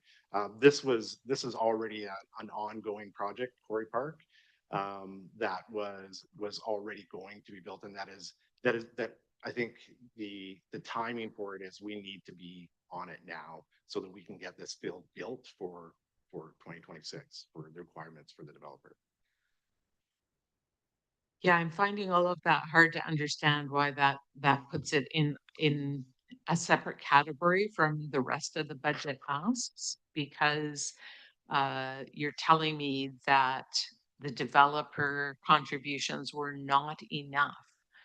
We already upped the ante in hydro seeding the area to protect it for the winter, and they're supposed to be contributing the playing field as part of their contribution. Now you're telling me that Westshore Parks and Rec has said, well, they actually need a bigger field. We're partnered with Westshore Parks and Rec and the school district on this field. And it just doesn't feel right that it gets special treatment to me to come ahead of all the other budget considerations that we have. I mean, if there was, you're telling me that the developer needs us to hurry up and build the field that they're not building for us. So I'm having a hard time with. Well, it's the city. So it's the city realizing and just through, when the field was originally, the concept of the field was a much smaller park area that we had. So maximizing the field and at that point, we, obviously going through and doing a deeper dive into what the necessity for the city needs for an athletic field. We found out that that field, that size that the developer could build with their contribution would not meet the needs for the city. The fact that we're coming forward today is just, I think it's part of just the process that we're going through. I don't have a great answer for you as far as why this is not part of the budget process. I don't know if I think if I can, Gord, it was just an ask of Parks before council to see if you would approve that they move this forward into 2020. Well, not even forward, but just it's coming before you to make that call. Whether you want them to commence this additional work in 2020 in the current year. Thank you. Okay, so I have a question. Along the same lines, actually. What I'm confused about and why I'm not ready to make a decision on this for the following reason. Our growing community fund was 6.7 million. And frankly, I have no idea. I have some idea what we spent some of it on because we did agree as a council. But is this on top of that then? Like where are we now? Like what is the status of that 6.7 million? So to me, I think council should be given all the options. Okay, this is what we have. This is your options, council. Do you want to spend it this way? See, we should be dictating it, not the other way around. That's how I feel. Okay, so prove, because I have nothing in front of me. I've never seen a spreadsheet that says, okay, Mr. Johnson, please. Yeah, if council isn't prepared to make a decision on that, you want that additional information, we can come back to you with it. So defer it. And we'll come back with what the growing communities funds, where it's been spent, what's left, what's been allocated. We can include all of that for council so you can make a decision. If you don't feel you have enough information, defer.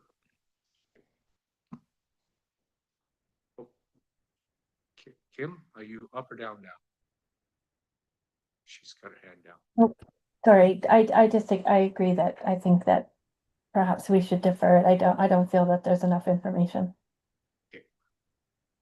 So can I get a motion to defer this until we get all the information? Councillor Day, thank you very much, Councillor Olson. Discussion. Does everybody know what is required here? Oh, go ahead. Joshua. Thank you. If I may, one of the reasons why we're here this evening, bringing this forward is the developers looking at beginning construction on this in this construction season, like right away. So they're happy to build the original field as per the development agreement. Okay. They came to us for approval on that, and we went to Westshore Parks and Rec, talked about the field we were about to build, and they informed us this is not an appropriate field for, adding that to the regional inventory for soccer and other sports, and whatever Gordon knows more about those aspects. Okay. So we've met with the developer. They have opted to already increase the size a certain amount, but based on the DA and the financial commitments they'd made based on the development, they weren't able to get to the ultimate size that Westshore Parks and Rec and other partners are suggesting we go to, which is the 100 by 45 or whatever it is. So that's why it's not urgency, but that's why we're here tonight bringing that forward around, okay, the developer's ready to start building. We can put that on hold. They're trying to build an amenity for the community they're trying to sell for. They want to build an amenity for our community that we're here to serve. So we're trying to collaborate with them in that aspect.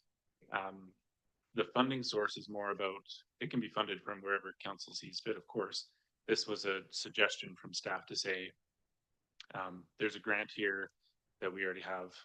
Here's an opportunity to fund this without a tax hit or whatever else. So again, can be deferred. We can bring more context, but I just wanted to put a little bit more ground. Thank you very much for putting context around it. But like I said, all of a sudden we're going to be at the end of the year going, okay, so let's use our our community growing fund, and you're guys gonna say, oh, we don't have any money left. Totally And fair. we're gonna go scratch, where the hell did it go?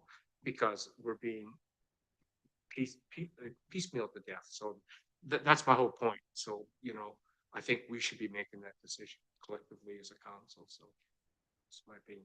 Go ahead, please. Sorry if I could, the status of the Growing Communities Fund was included as Appendix 2, just so council could see the spend today and what is left available.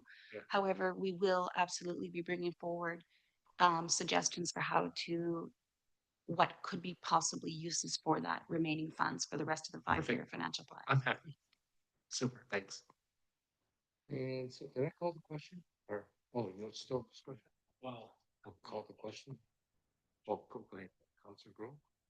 Thanks, Mayor. I'll just clarify that if we do this and defer until further information, is the timeline suitable to get this field built appropriately? You had mentioned the plan to build now. Yeah, through the chair, I don't have a specific day, but my understanding is if we were to get an answer tonight and maybe we defer and it's within weeks, it's fine. Even that, this field won't be ready for play until 2027. Oh, yeah, right. So it's a good chunk of time for establishment of the sod and everything else, but I'll leave it there. Super. Mr. Johnson, please. A deferral of 2 weeks isn't going to make or break the project, so we can definitely get the information that council is seeking, so you can make an informed decision. So just call the question right now. Any opposed? Seeing none, motion carries. Not unanimous. We'll go on to a 9.5. Traffic Safety Initiatives Program. I guess I just moved this consent because I just had a couple of questions. I'll start it off here. Good presentation. I watched it on committee there.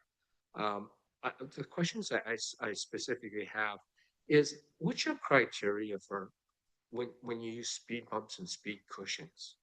Like, speed bumps are cheap. And from everything I've read right now and talking with other municipalities, I guess we call the shots on that. There is no standard. This is what I understand. Correct me if I'm wrong about this, Joshua. But surely speed bumps must be freaking a lot cheaper. Those speed cushions are pretty nice, but they look expensive. They're $15,000 a pop or so. I just wondering what's the criteria. Like, I understand why you'd want to put it on at Aldine. Like, it makes sense because that's an emergency. You know, you got to get the fire trucks and ambulances. But these smaller streets, like I notice over on Hatley, you guys put speed cushions in instead of speed bumps. And I would have put freaking cheap speed bumps on there, to me, because the cost differential is big. So I guess my question is, what is the criteria? Is that something, is that a policy we've developed that we just use speed cushions and we're not going to use speed bumps? Because I like those speed bumps. I like them because they're cheap. Fair enough. Through the chair, thank you for the question. Yeah. Typically speed bumps, and again, you can correct me if I'm wrong, speed bumps are typically in parking lots and like really low speed areas. Yeah. Sometimes you'll double them up, but it's not meant typically for a car to go over at any kind of speed. Or speed humps, you're meant to be able to travel over safely at the recommended speed limit. So that would be the differentiating factor. Now, there's a bunch of different designs for speed humps and speed bumps. Yeah. But so in Colwood, we use speed humps and we have a sort of a stipulated design and spec that we use. But there's a lot of different combos of both. And I think our speed bumps or speed humps right now are about 10,000 per installation. Yeah, I was just doing the calculation. Yeah, it's about just over that actually. So, yeah. But I guess I have been in other municipalities in Victoria where they're not only in parking lots, but they're on the streets. They are actually on the streets, and it just seems like they must be cheaper for snow removal. You can remove those suckers and just do your snow removal, right? So, Are you meaning the temporary installation ones? Yeah. Or they? Yeah, that's what I was. Oh, I'm sorry. I thought you meant just the different shape or profile. I was just think of those temporary ones. Yeah. Because this is all you know, a program you're trying to do for $100,000, right? That's what we give you guys. Yep. And I just thought, I don't know why these don't use. I don't know. You guys are smarter than I am. That's for sure. And, but it just doesn't make sense in this little, my engineering mind. I go, oh, just use cheap stuff here. Like, I don't understand this, but. I understand your question, Marty. Yeah, okay. Can I? Yeah, I'll please. re-answer. Yeah. So though we do have some of those, and we use those during the pilot program that we first introduced for traffic calming in Colwood. Yeah.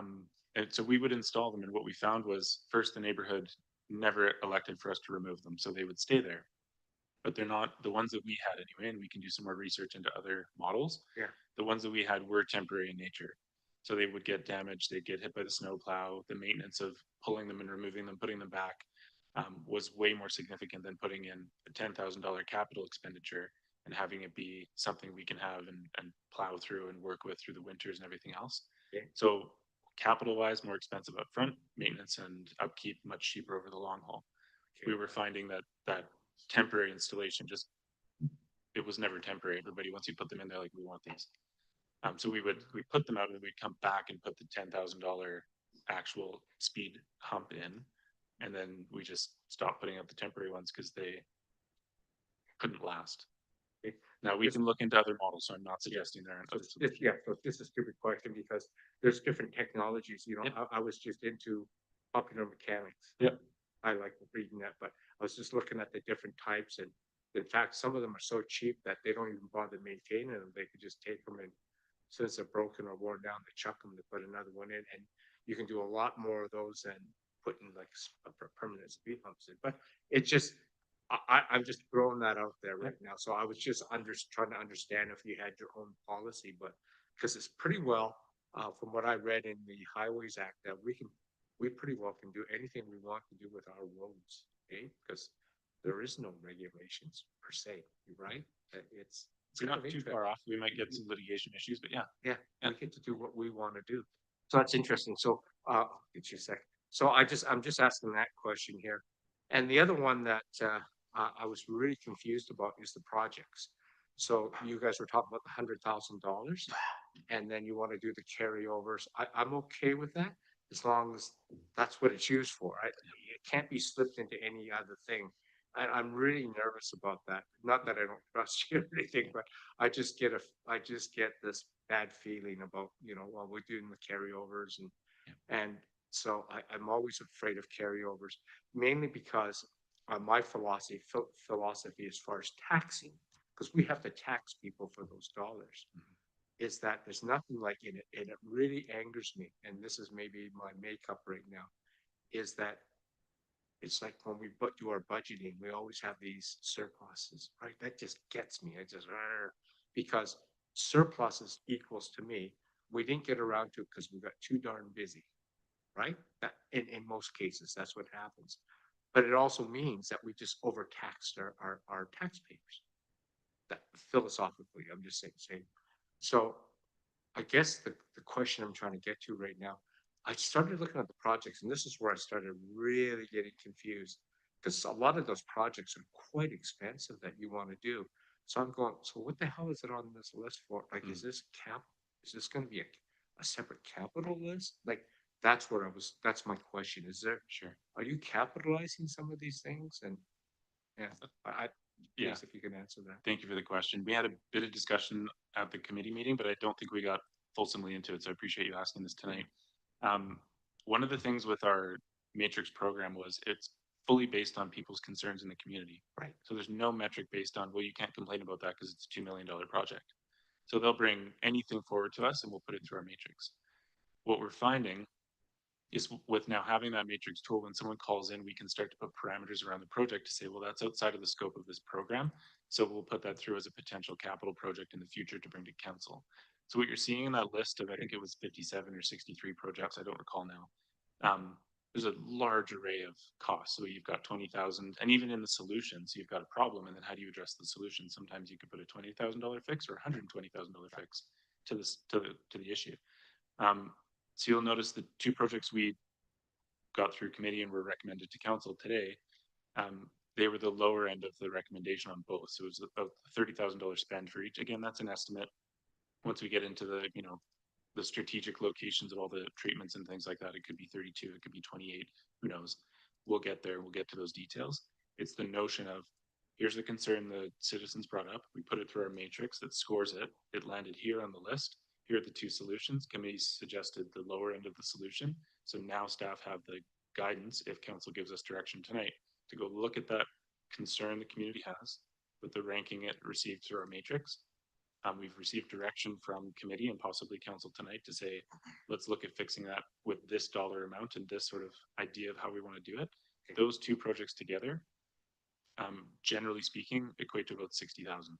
We've got another project on the list that was our first ranked, which was on, I believe it's on Wishart, and it was about 130,000. So one of the ideas in this is if it's a $500,000 spend over 5 years. So it's not so much deferring and not knowing what we're going to spend on it. Are we saving today to invest tomorrow on a project that maybe isn't quite enough to hit the capital spend of, we're going to bother you for a capital, go fund this for 130,000? Or do we just save a little bit from 2025, move it into 26, get that highest priority project next year? And that project may change. So we're going to return to committee with our reorganized list. We might get more concerns from the public. We'll look at all that, but that was the reasoning of our first approach with committee. They opted to not commit to next year's spend, which I think the nature of the idea of this program is actually wise because it keeps it fluid. It means that residents can still bring their concerns up. They can still be heard knowing maybe in 26 will get addressed. So that's the intent. Yeah, that was a good move, by the way. I like what the committee recommended. Yep, I think so too. So just last question, and I'll get to you, Councillor Day. Sorry about this. So this other thing, thank you very much for taking those scallops off of Latoria Road, by the way. It's a bike path now. God, that was terrible. Anyways, it's great to see that. But these things that you guys talk about is one of your priorities is called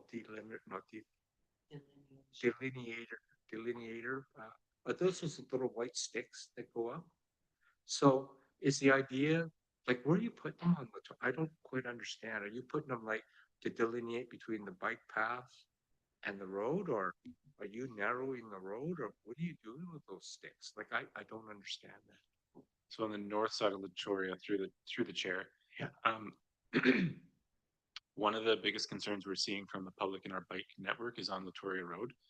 On the south side, the project we're partway through right now, getting rid of the scallops, converting to a bike lane. We're almost getting full continuity up to Quarry Street, which then converts to a bike lane. So we have really good continuity heading that way into Royal Bay. Heading out of Royal Bay towards VMP, we don't have the same, but we have potential for development and all sorts of different things happening. So we don't want to put forward a large capital project to widen Latoria, install a bike lane, or do a buffer to protect it. But we're still finding residents cycle there a lot and they want that connectivity, and we're getting that. So it ranked high in our matrix. The idea there will be to identify the width. It'll probably be the fog line existing on the road. And because people don't typically adhere to the fog line, they just drive right over it or whatever else. We'll put strategically placed in, maybe groups of 5 or 6, and then we'll take a gap. And then we'll do another 5 or 6 or whatever that may be. We'll work with a traffic engineer consultant to identify where those are best placed and at what width. But the intent will be to delineate the difference between the travel lane for cars and a potential area for cyclists to safely work their way down Latoria. I was getting more nervous about because I'm watching those big trucks on Latoria now, and they're wide now, like they're going over the center line and they're going over the bike lane. You know what I mean? Because some of those trucks are, I'm not talking about your normal dump trucks, but some of those big things that we're sending down, and they're just a hazard. So I was just a bit worried that we're going to use those delineators and make the streets a little narrower. That really worries me. I think we're creating a big problem ahead for ourselves. Anyways, just something to consider. Thank you very much for answering my question. Thank you. Councillor Day. Thank you. I just wanted to share with you that over many years of doing budgets, and the fire chief wasn't here tonight to speak to it, but all of our emergency responders have asked us to use speed humps rather than speed bumps because they have lots of small equipment that are getting damaged when they go over the speed bumps when they're responding to an emergency accident. And you wouldn't want to be in an ambulance when they go over the speed bumps on Aldine Road. So it makes sense there. That's I know, I understand. so I just I they do a lot less damage to our equipment. And we did look at a number of years ago the cost for our small equipment replacement on both our fire trucks and on ambulances because they carry a lot of gear. So I just wanted to share that. Well, that's why I said Aldina makes sense, because it's a feeder or collector. I don't really want to call it both, but yeah, some of these other smaller streets are. Thank you very much. Good feedback. Thank you. That's great. So on that note, can I get, recommendation, please? Please. Okay. You want to go home, don't you? Councilor Grove. Okay, seconder, please, Councilor Day. Call the question. Any opposed? Seeing none, motion carries. Thank you very much. Thank you. Seconder. Any opposed? Councilor Jordan, you want to stay here longer? Thanks a lot, Kim. Yeah, you don't look that well, so get back to bed. Geez. We weren't expecting you tonight.